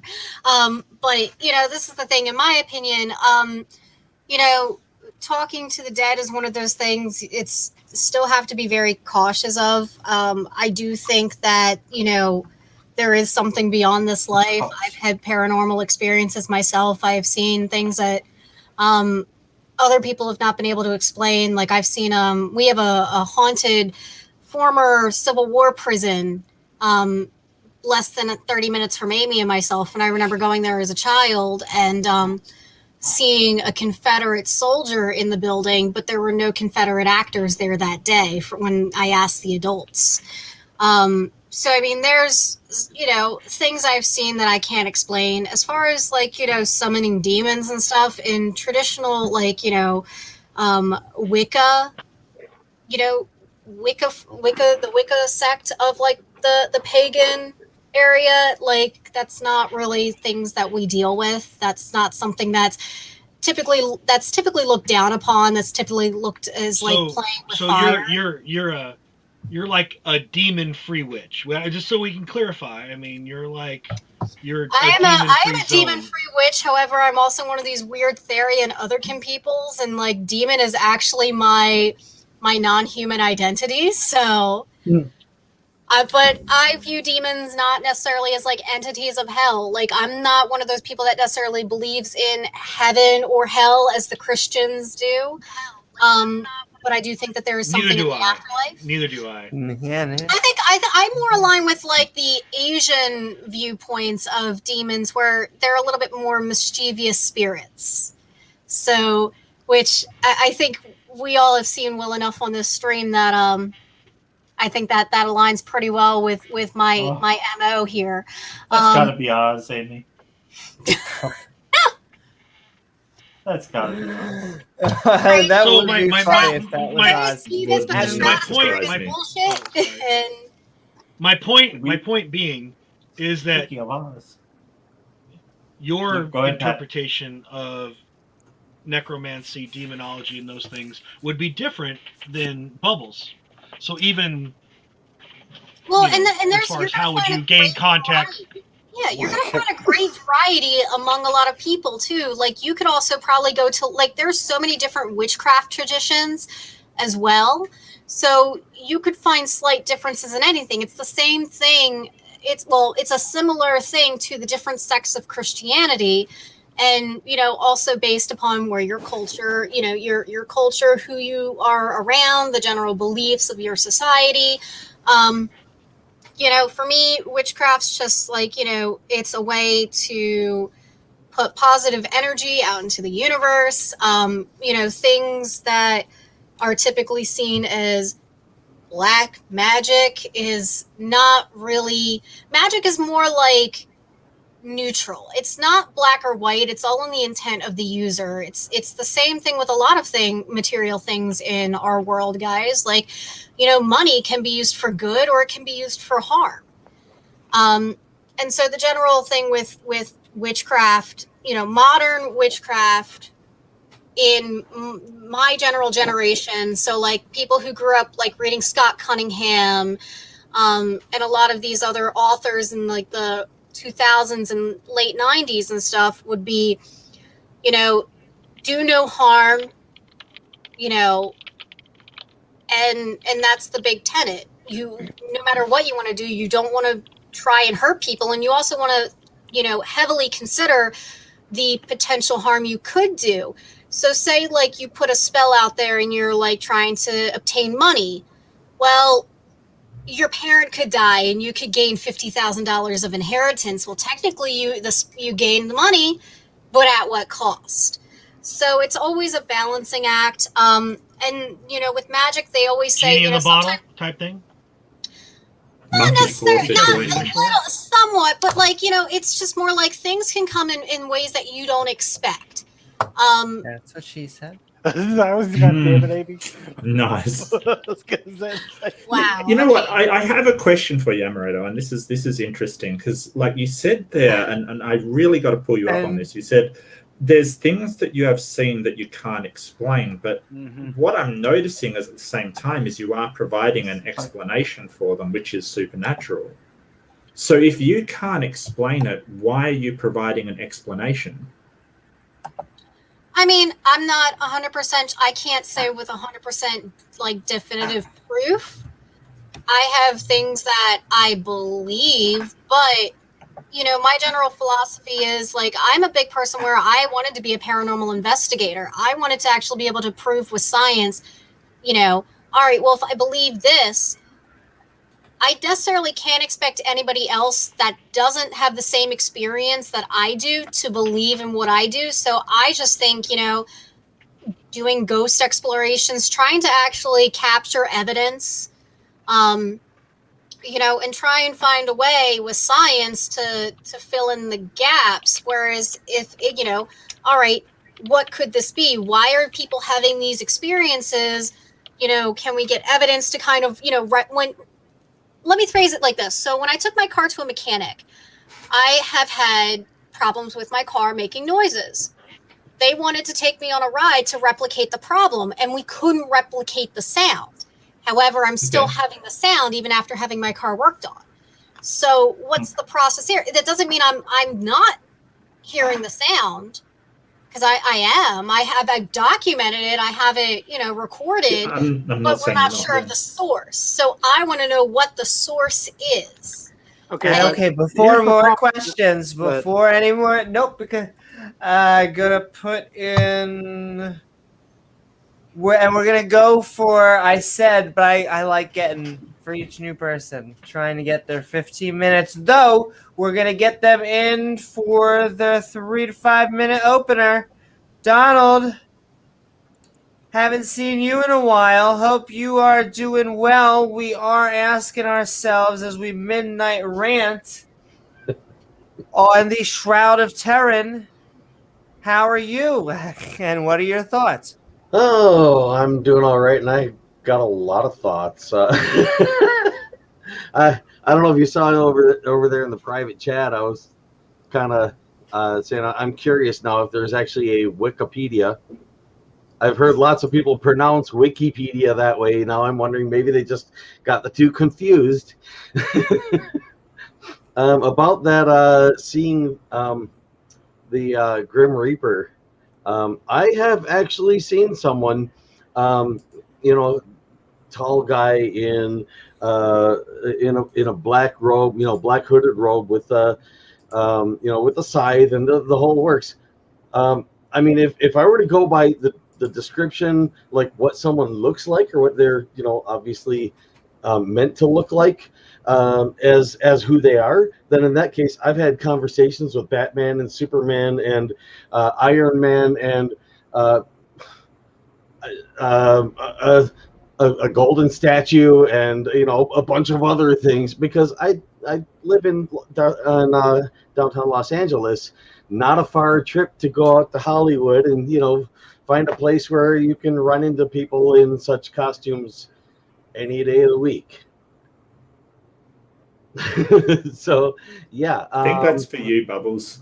I think that comment's in your direction. So I'm just saying, having met someone or seen someone that fit the description of the Grim Reaper doesn't mean you've actually seen the Grim Reaper.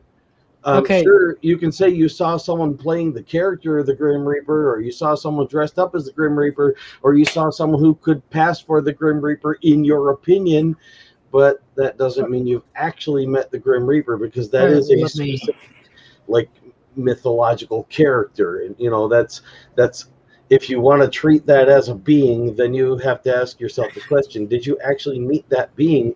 And how would you know if you had? Because even if he claimed he was, Do you you feel know, lucky? have you got to know his parentage? Have you met his friends? Do his friends vouch for who he claims he is? There's a whole bunch of stuff you could get into that. Did you live through the experience? There is that. Also, double check the chat. There's no your side. Wikipedia link right there. Okay. I guess I'll reply. Let me just reply real quick. When you went to Hollywood, did that guy in the costume Spider-Man start shooting webs and start swinging from building to building? Of course not, right? Direct. Depends on how much alcohol. Not as far as I know. No, you didn't see him, right? He couldn't do it, right? There's no observe. Wow. Okay. Listen.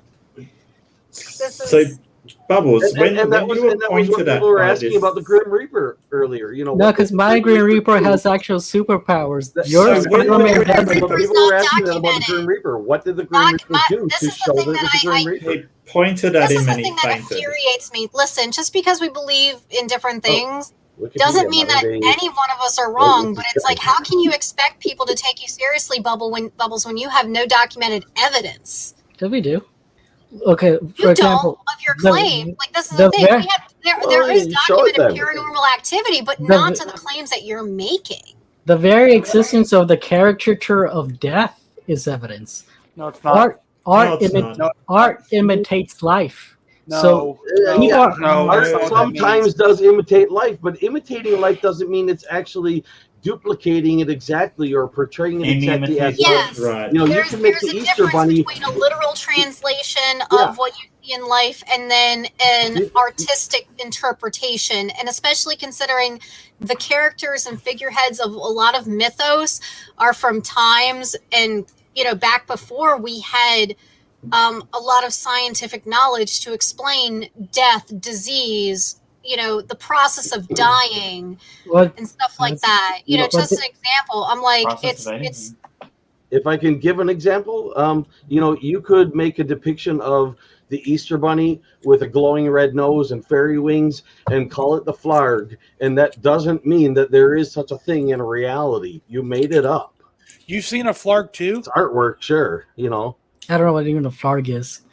He No, just the- made the- it up. That's his Hey, point. just Here's- point out- and it- Bubbles, Here's That the- doesn't make it real. Can I ask you a question? Here's the big Bubbles? difference. I seen it. We have never seen. I haven't seen a flarg. Then- Nobody's So ever seen you a said flarg. you've seen the Grim Reaper, and you said that he did I'm a telling you, specific I've power. seen a You very said he convincing made looking you- Grim Reaper, and it wasn't a real Grim Reaper. It's a person in Oh. a costume. Let Amy finish the question, guys. Sorry, Amy. But you said, oh no, you're fine.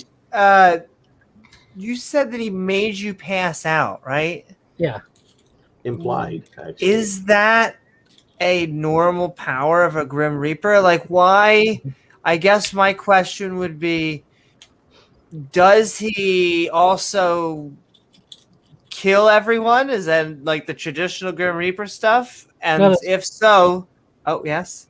The traditional Grim Grim Reaper Reaper. traditionally doesn't kill people. I don't Well, believe. I believe he collects the souls. No, he does. Yeah, I That's think why he's that's- depicted with a scythe. 'Cause Well, he No, has- he's a my- harvest. Oh, there is that. Well, my question is, what powers then does this person have? You said they can make you pass out. Is that it? Or Well, this is assuming you have to. We're talking the Grim Reaper's real, okay? You don't have to accept it's real, but in the process, he's real. He is a supernatural entity. It's only normal that he has supernatural powers. I don't know what supernatural powers. normal. Quit saying If that. I can It's not posit- normal.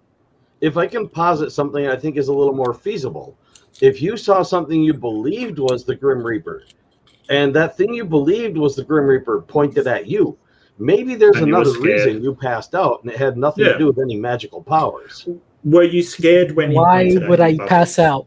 If There's I a point lot at of you, you're gonna medication. pass You've out. just been Lack of pointed at by the oxygen. Grim Reaper. Were you Hey, scared he's when pointing at Your me. he body pointed is at you? going out of Cut this guy one at a homeostasis time. and needs to reset. I couldn't- There are other reasons that might not be because of the supernatural, and thus as someone who believes in the supernatural and paranormal, this is why we have to recognize as a community we need to be focused on evidence and not just fucking sounding like QAnon batshit crazy assholes. Yeah, people That's a do bit sometimes harsh, but- pass Well, out. then under you're extreme Were you're not were gonna you you're never scared gonna when sound you rational. pointed at you? Were you scared, Bubbles? No, I You thought it was weren't just scared. no. I thought it was just a normal person. It was until I didn't. A normal person in and a big black yeah, cloak. yeah, I thought it was just a how normal did you person. confuse a normal person with the Grim Reaper? How I did you did- confuse the two? No, I only acknowledged. I didn't know about the stories of the Grim Reaper. But Only- I think Amy how wants did to Have were you considered- you? Oh, If I dare ask, have you considered the possibility that while you may have consciously thought of it as a normal person, some part of your brain may have thought that's the Grim Reaper and might hold have on. been I didn't know. Hold Well, on, I- well, no. Bubbles, 'cause Amy wants to say something. well, no. You said that you might have actually said this before, but refresh my memory. Where did you see them? Like, were you? Like, if this was at Comic-Con, I'm sorry, dude. Like, I don't know if I can help you. Yeah, of course it's not a Comic-Con. Why would I be scared at Comic-Con? Could have been No, somebody Oh, leaving so where? Comic-Con. So where did you see There's them? plenty of reasons to be scared at Comic-Con. Yeah, no shit. Yes. Yeah, set it up. Give us the Yeah, whole during story. Comic-Con around here, we see a lot of stuff like that isn't actually in Comic-Con. Go ahead, Bubbles. Floor's yours, Yeah. buddy. Yeah, I just woke up from sleeping because I don't know why, and then I just see this person in a cloak. I just sounds like probably Where are a you? family member. Your bedroom. Yeah. Sure. Yeah, I Okay. was in my bed. So And you weren't scared there's a strange person in your bedroom. no, I have family members. It could just be. I thought it could just been a family member in a black coat. Maybe some people wear Yeah, their. because that happens to me all the time. Yeah. Yeah, I wear a blanket. I don't like getting cold. What? Yeah, I put It was you the whole time, Bubble. It always comes full Yeah, there you circle. go. It could have been a lucid Was you in the dream. mirror?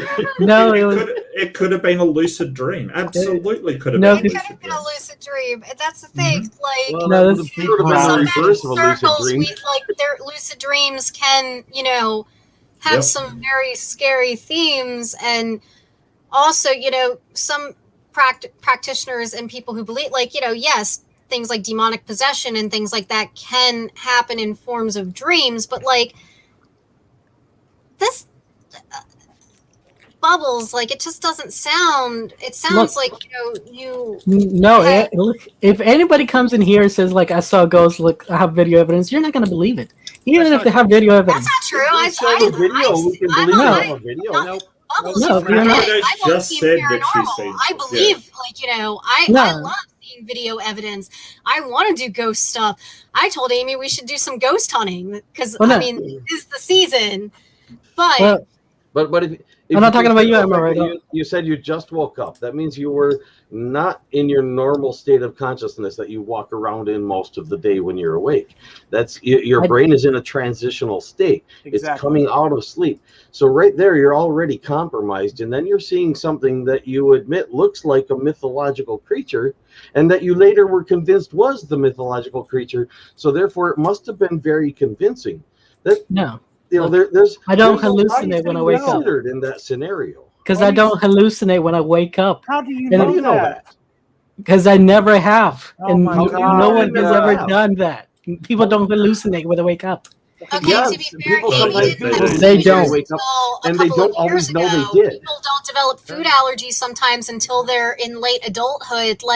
Just because you've never had an experience before does not mean that You can't. that's because of the paranormal. And I can say this as somebody who's studied medical, I've you never know, had an related experience before, things. Amaretto. It's not Yeah, that's people, not hard evidence.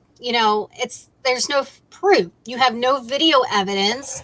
Show You me know, the and this is the thing. The evidence. fact that you're not even willing to try again, you just say this. Yes, you saw. You saw. I've seen what I've seen. However, are you where are you with a camera and other devices? Have you joined a normal, a local paranormal group? Are you actively trying to, figure out what did you see? And also, like, maybe there's other things that you haven't been able to explain. Okay, look, even if I got like video evidence, these people wouldn't believe it. There's no point. Stop saying that. Yes, wait. Stop. Let me finish. There's no point in me Stop saying doing that. video because they're That not is going to really believe it. pissing me off. That's not true. And here's the thing. They wouldn't. Here's where you're going wrong, Bubbles. Just because you might not convince several people, the whole big thing is it's like when you're having a debate. You're not necessarily out to convince your opponent and win them to your side. You're out there to put out forth a good argument, and you might actually convince or help, invigorate people that might not have considered your position before to actually give it some weight and merit. No, So, I'm saying this because these are the same people who ask me for video evidence. And like, look, even if I show you the video evidence, you're not going to believe it. There's no point. But then when you approach like that's not good faith. If I could elaborate on her point, They're not good. They're not good faith arguers. Definitely. If I could elaborate on her point, if you were in a debate and you didn't believe that the person you're debating with is going to be convinced by your argument or any evidence that you present or whatever the case might be, that doesn't mean you don't present it. It doesn't mean you don't try. No, I'm saying there's no point to it. Well, I didn't ask the video evidence, and that's exactly what I'm trying to get at. Is that is the wrong attitude to have? Is that there is no point to it because that's a fact. Because you could think that about anything and then not try, and if you don't ever try anything, you won't accomplish anything. Look, if I bring you evidence, if I bring you video evidence like right now, are you gonna believe it? Yes or no? I haven't seen it. How could I know? Exactly. No, just answer yes or no. Like there's a ghost. There's a ghost in the camera. No. And then I'll let you know whether or not. No, that is a loaded question. Like you have to present your evidence. This is why we have peer review in scientific communities, because you have to make sure that just anybody. Look what happened with Dr. Andrew Wakefield and autism and vaccines. That study that they did was debunked because it came out that they used unethical practices and doctored data. And look at how far along we are now. We're over 20 years from when he did that study, and there are still people that purport that vaccines, cause autism because of his study. Exactly. So this is why peer review is important. Like, you have to be able to put yourself out there, and it's scary because what if people don't believe you? But at the same time, if you feel passionately enough about something, life's too short. Yeah. Present your evidence. Put it out there. You know what? You might have other people that will come forward with other missing pieces of your puzzle, and you guys can put it together. Oh yeah, I definitely think. Presented, if I can say something about, you presented the question. If you showed me the video, would I believe it? That's like me asking you the question.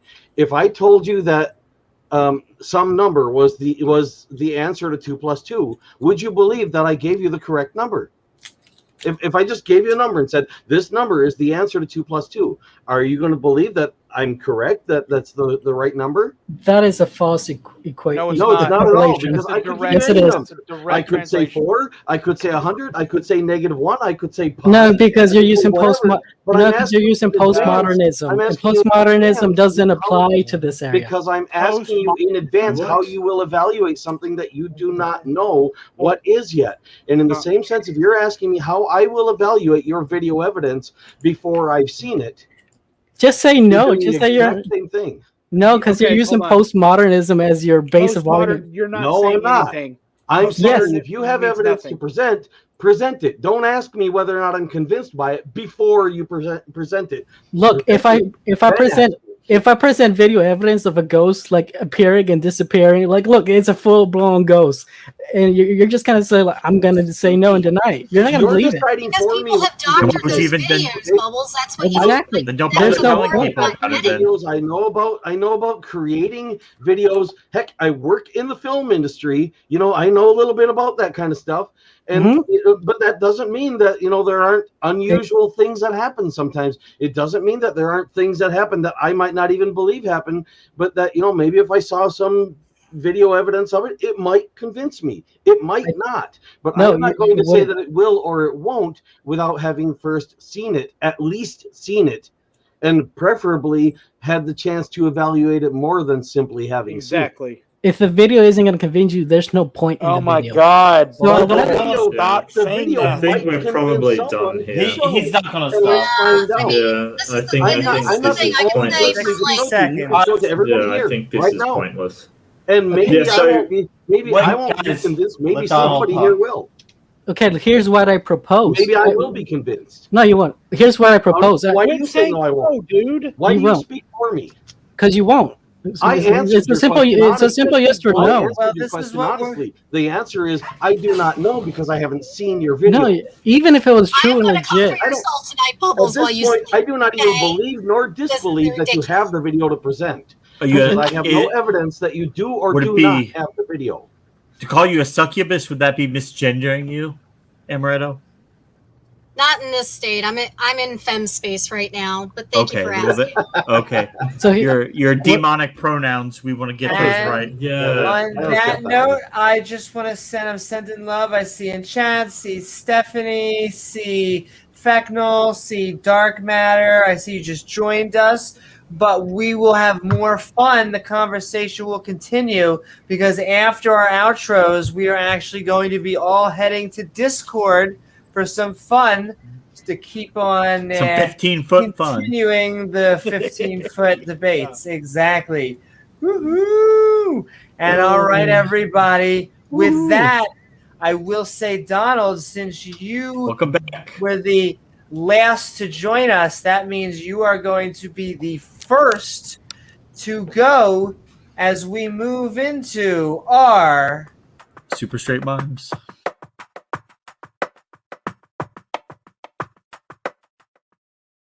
That's Whoa, right, It looks like Donald. I'm never logging Okay, out so- again. I'm here yeah. forever. So we have this- been Midnight Ranting. I hope you had fun tonight as we looked at the Shroud of Turin. But not only that, where can people find you, and what are your final thoughts, Donald?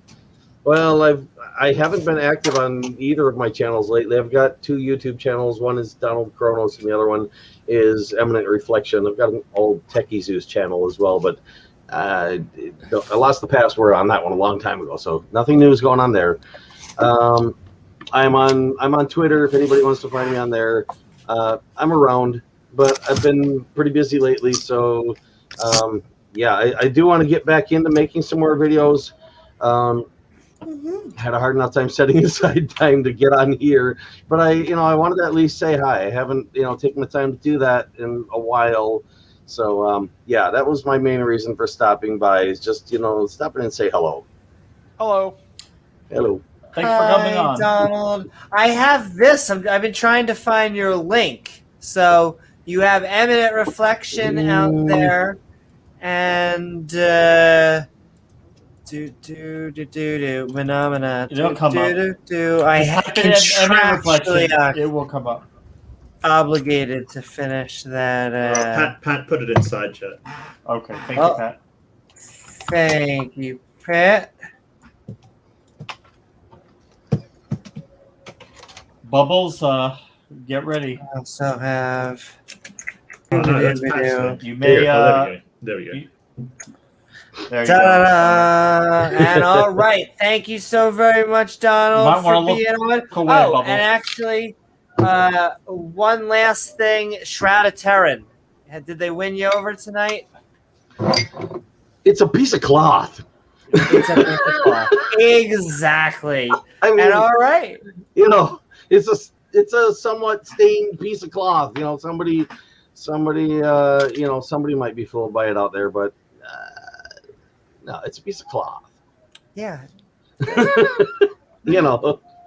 Nothing toilet fancy. paper.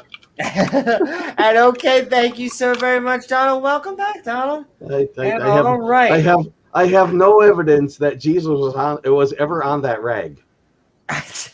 I know, and if Oz was on here, he'd be like, Shh, got no That is like- evidence Jesus even existed. I have no evidence Jesus that a myth. Jesus was ever on the rag at all, actually, let alone that one. Woohoo! And all right, we have the truth. She's coming for I you. just passed out. She. Well, Wake up, Dun, bird. dun, dun. That happens, when all the blood Yeah. rushes to certain parts, bird. Oh, I So- know when it goes from Yeah, one don't head pass to out. the other. But we have been Midnight Gosh, Ranting. Don't fear the Reaper. That's right, baby. Listen, I will take any opportunity to bring out a good wrestling reference. So Oh, I just I woke love up. What happened? The Undertaker was one of my favorite wrestlers growing up too. So that kind of helps. I just woke up. What happened? Oh, that's right. We Amaretto castrated Bubbles. I'm getting ready. I'm here to take some souls, Oh baby. shit! And all right, so we've been talking the Shroud of Turin, and then a whole bunch of fun theological back and forth, even witches. I hope you had a fun time, Amaretto. What are your final thoughts? Yeah, always a fun time, guys.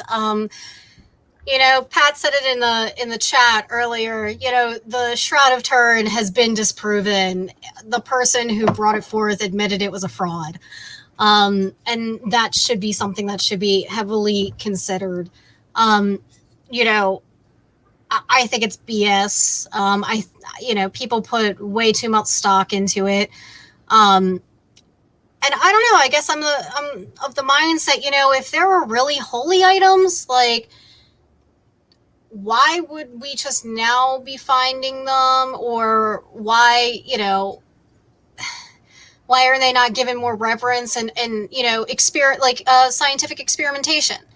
You know, that's just my perspective, because I'm like, well, you would want to prove that it's holy.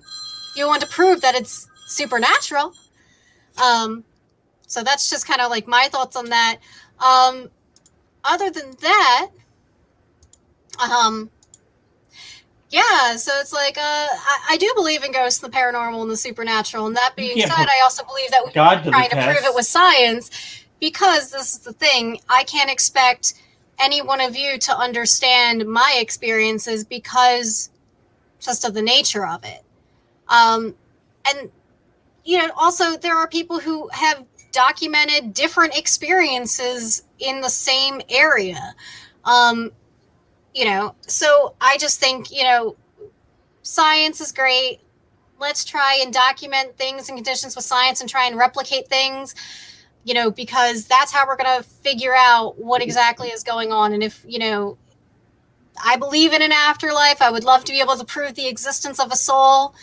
Hopefully it would not, you know, end the world as we know it, because people suck. So, you know, but other than that, now I'm a gender fluid, non-binary Reaper. Come on now. It's just because I look pretty sometimes.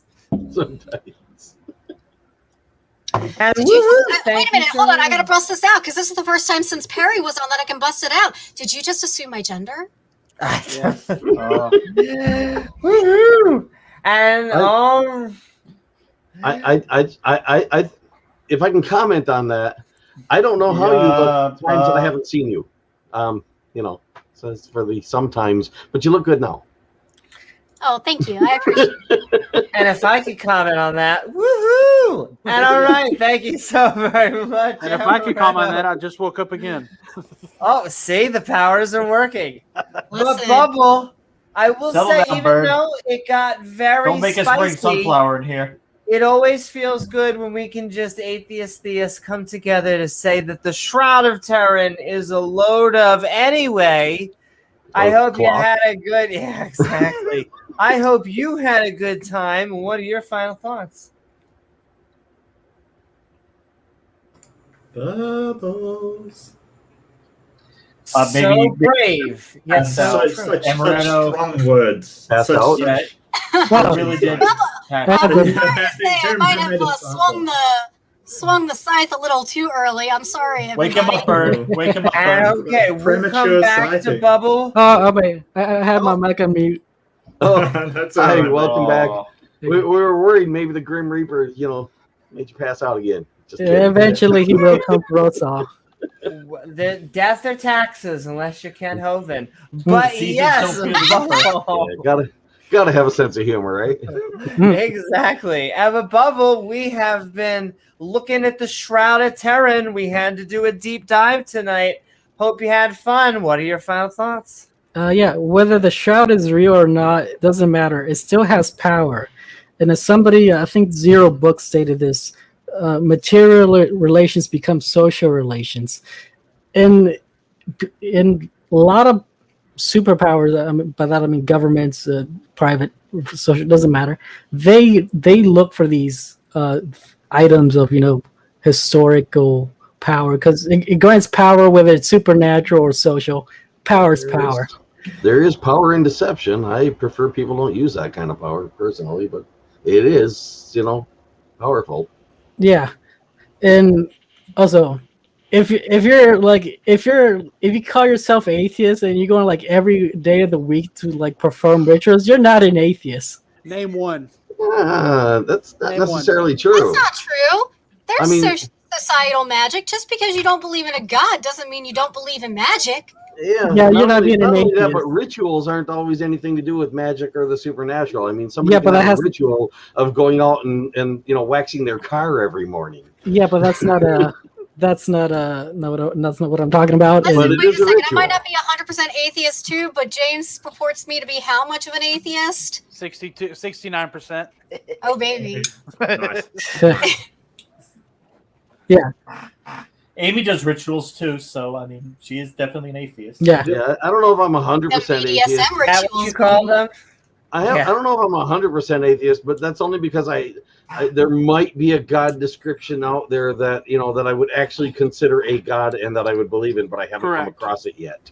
And that's fine. Yeah. Like listen, at the end of the day, these are all labels that we're using to kind of define our experiences and our existence and how we think and feel.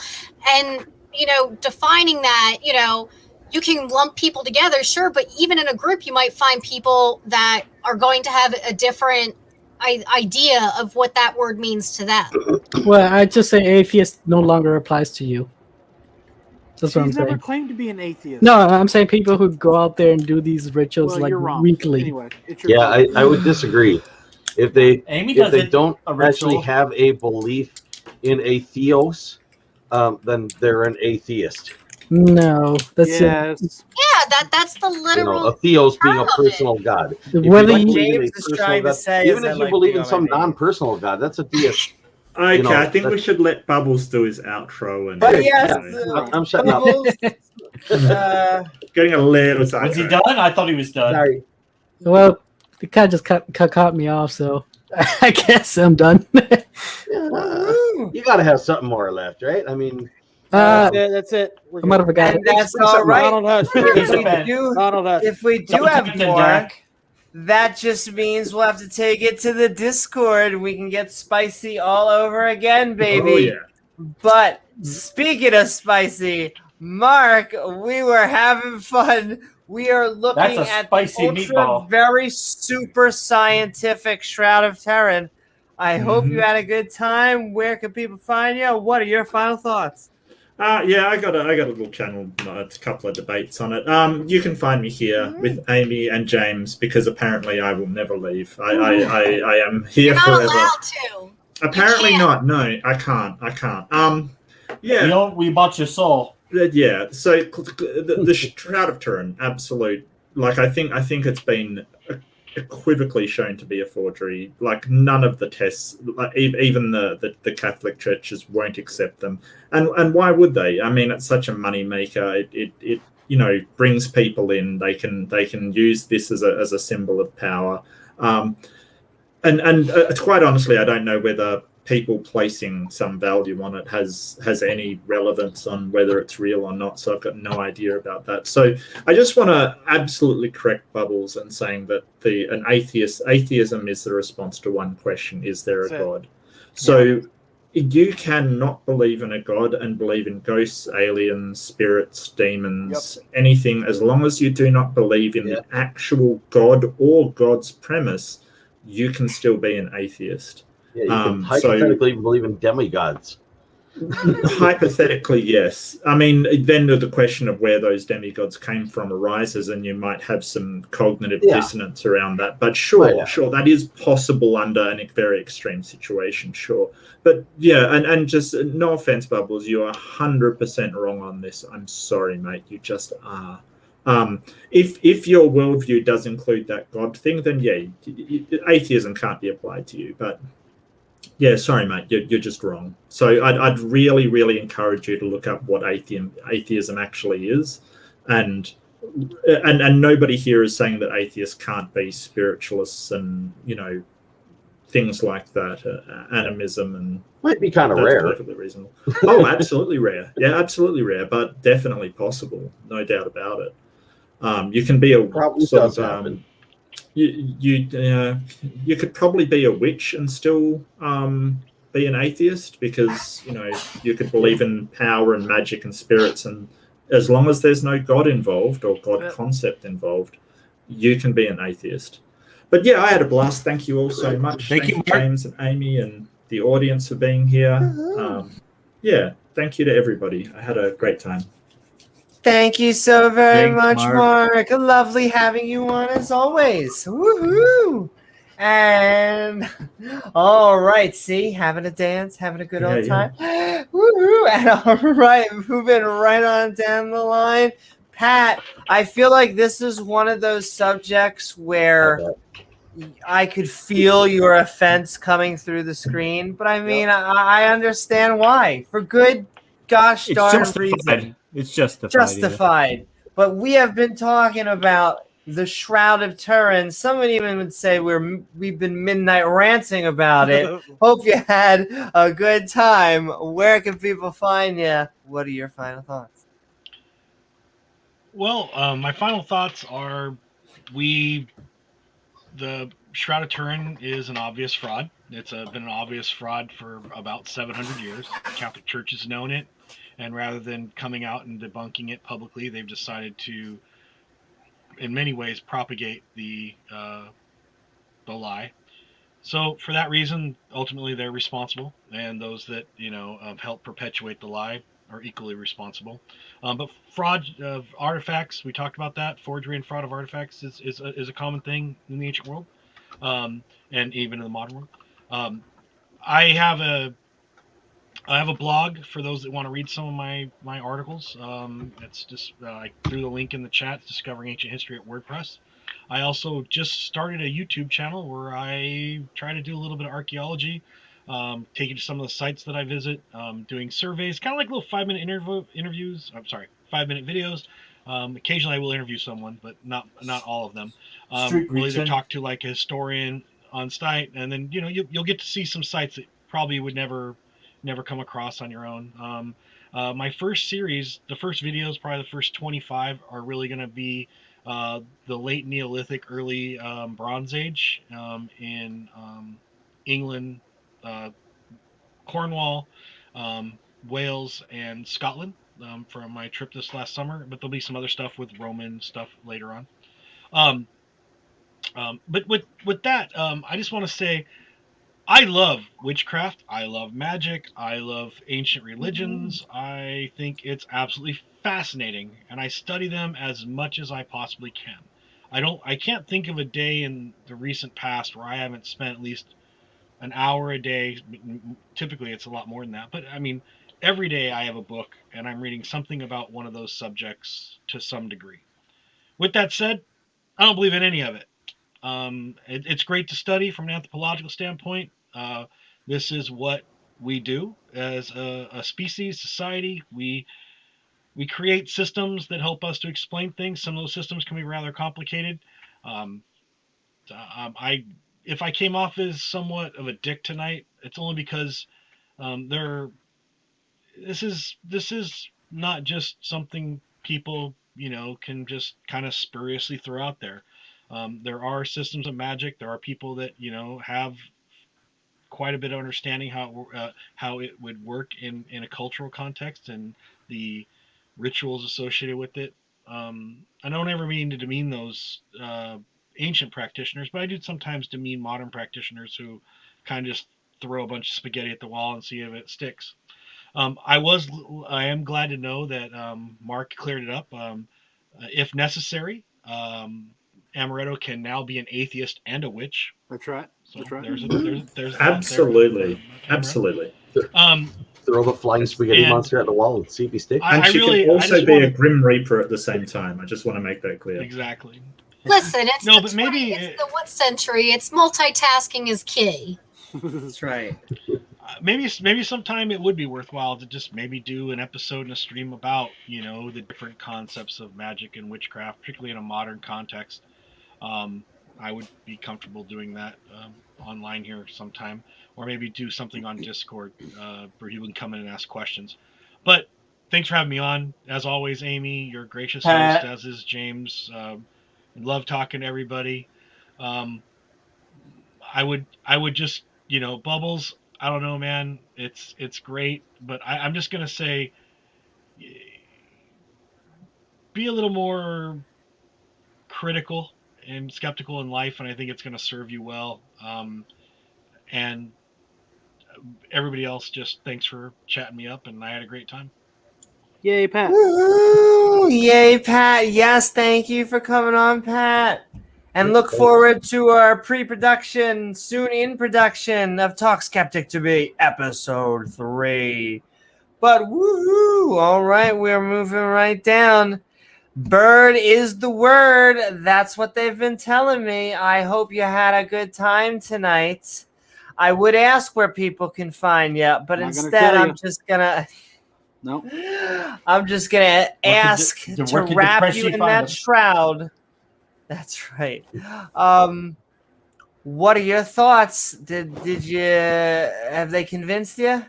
No, actually, I pretty much debunked it with my Lego minifigure. And if anyone has a counter rebuttal, I would love to hear it. But yeah, Shroud of Turin's fake. Or I shouldn't say it's fake. It's a forgery. That's a better word, right, Pat? It's a forgery. Because it is something real from the 1200s. Yes, right. It's a forgery. Right? Yeah, it's a real something, but a fake what it's made out to be. Exactly. In that context, yes. But anyway, it's a fun night always. I'm not going to say it's like a vegan eagle. Yeah, vegetarian eagle. Yep, that's me. But yeah,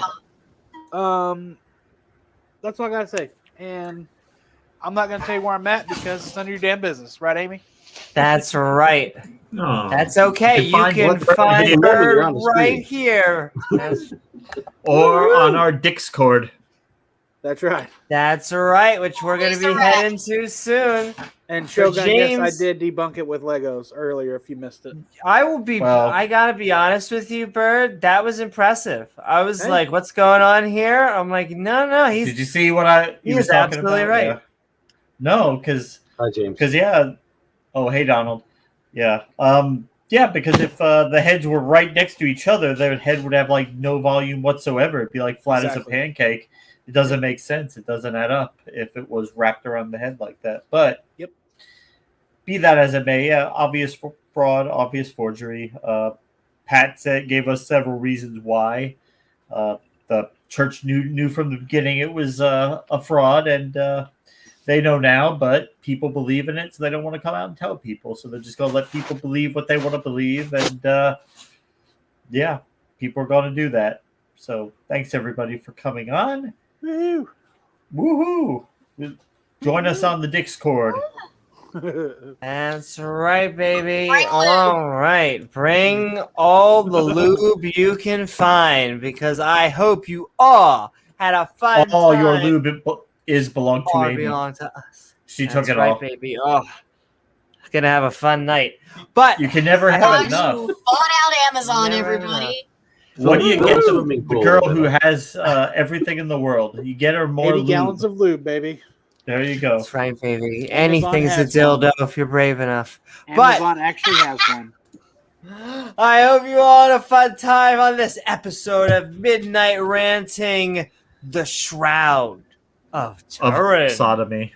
That's right, baby. Where we wrapped ourselves. That's a different shroud. That's tonight. Where we wrapped up in the Shroud of Turin, a piece of cloth that some Christians claim shows the actual image of Jesus Christ. Jesus Christ. Yeah, Jesus people claim it to be the rag of Jesus. It's really Jimmy Hoffa. We found Jimmy Hoffa. He was on the shroud. Yeah. I want to thank my co-host, James W., along with our guests, Big Screen Bird, Woo! Pat Woo-hoo! Lowinger, Mark Reed, Bubble, Amaretto, and Donald. Woohoo for everybody as I squeak, along with our awesome mods who make this stream so great. Woohoo! The people in chat and all of our lovely viewers who even make this channel possible. If We're you're here for you feeling guys. fancy, that's right, baby. Don't forget to like, follow, Subscribe. or subscribe. That's right. We're getting up there, getting close to that Plant- 1,000. Plant your seed. Speaking And of seed, Amy, A you seed said donation. do something. Who has everybody? And, Look at my what's that? camera. I didn't hear. I said, look at my camera. This is Camera. a 15-gallon or and share the 55-gallon drum of lube. Oh my God. $1,500. Gosh darn it. But yes, at least we have our priorities right on this stream. That's the important thing. Trio size 50-gallon Also, drum of lube. I would say at that point, I just want to dunk people in lube. I don't even know if I want to do things with it. I think A I dunk just want tank. to dunk tank. Yeah, I know. But not Instead of whacking atheists, dump So just dump to a be clear, Christian in let lube. me.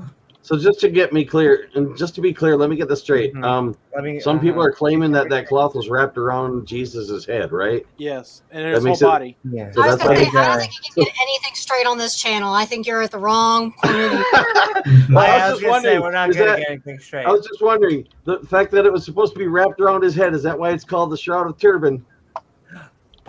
No, it's And for today's dad joke award goes to no. We support all dad jokes here. That's okay.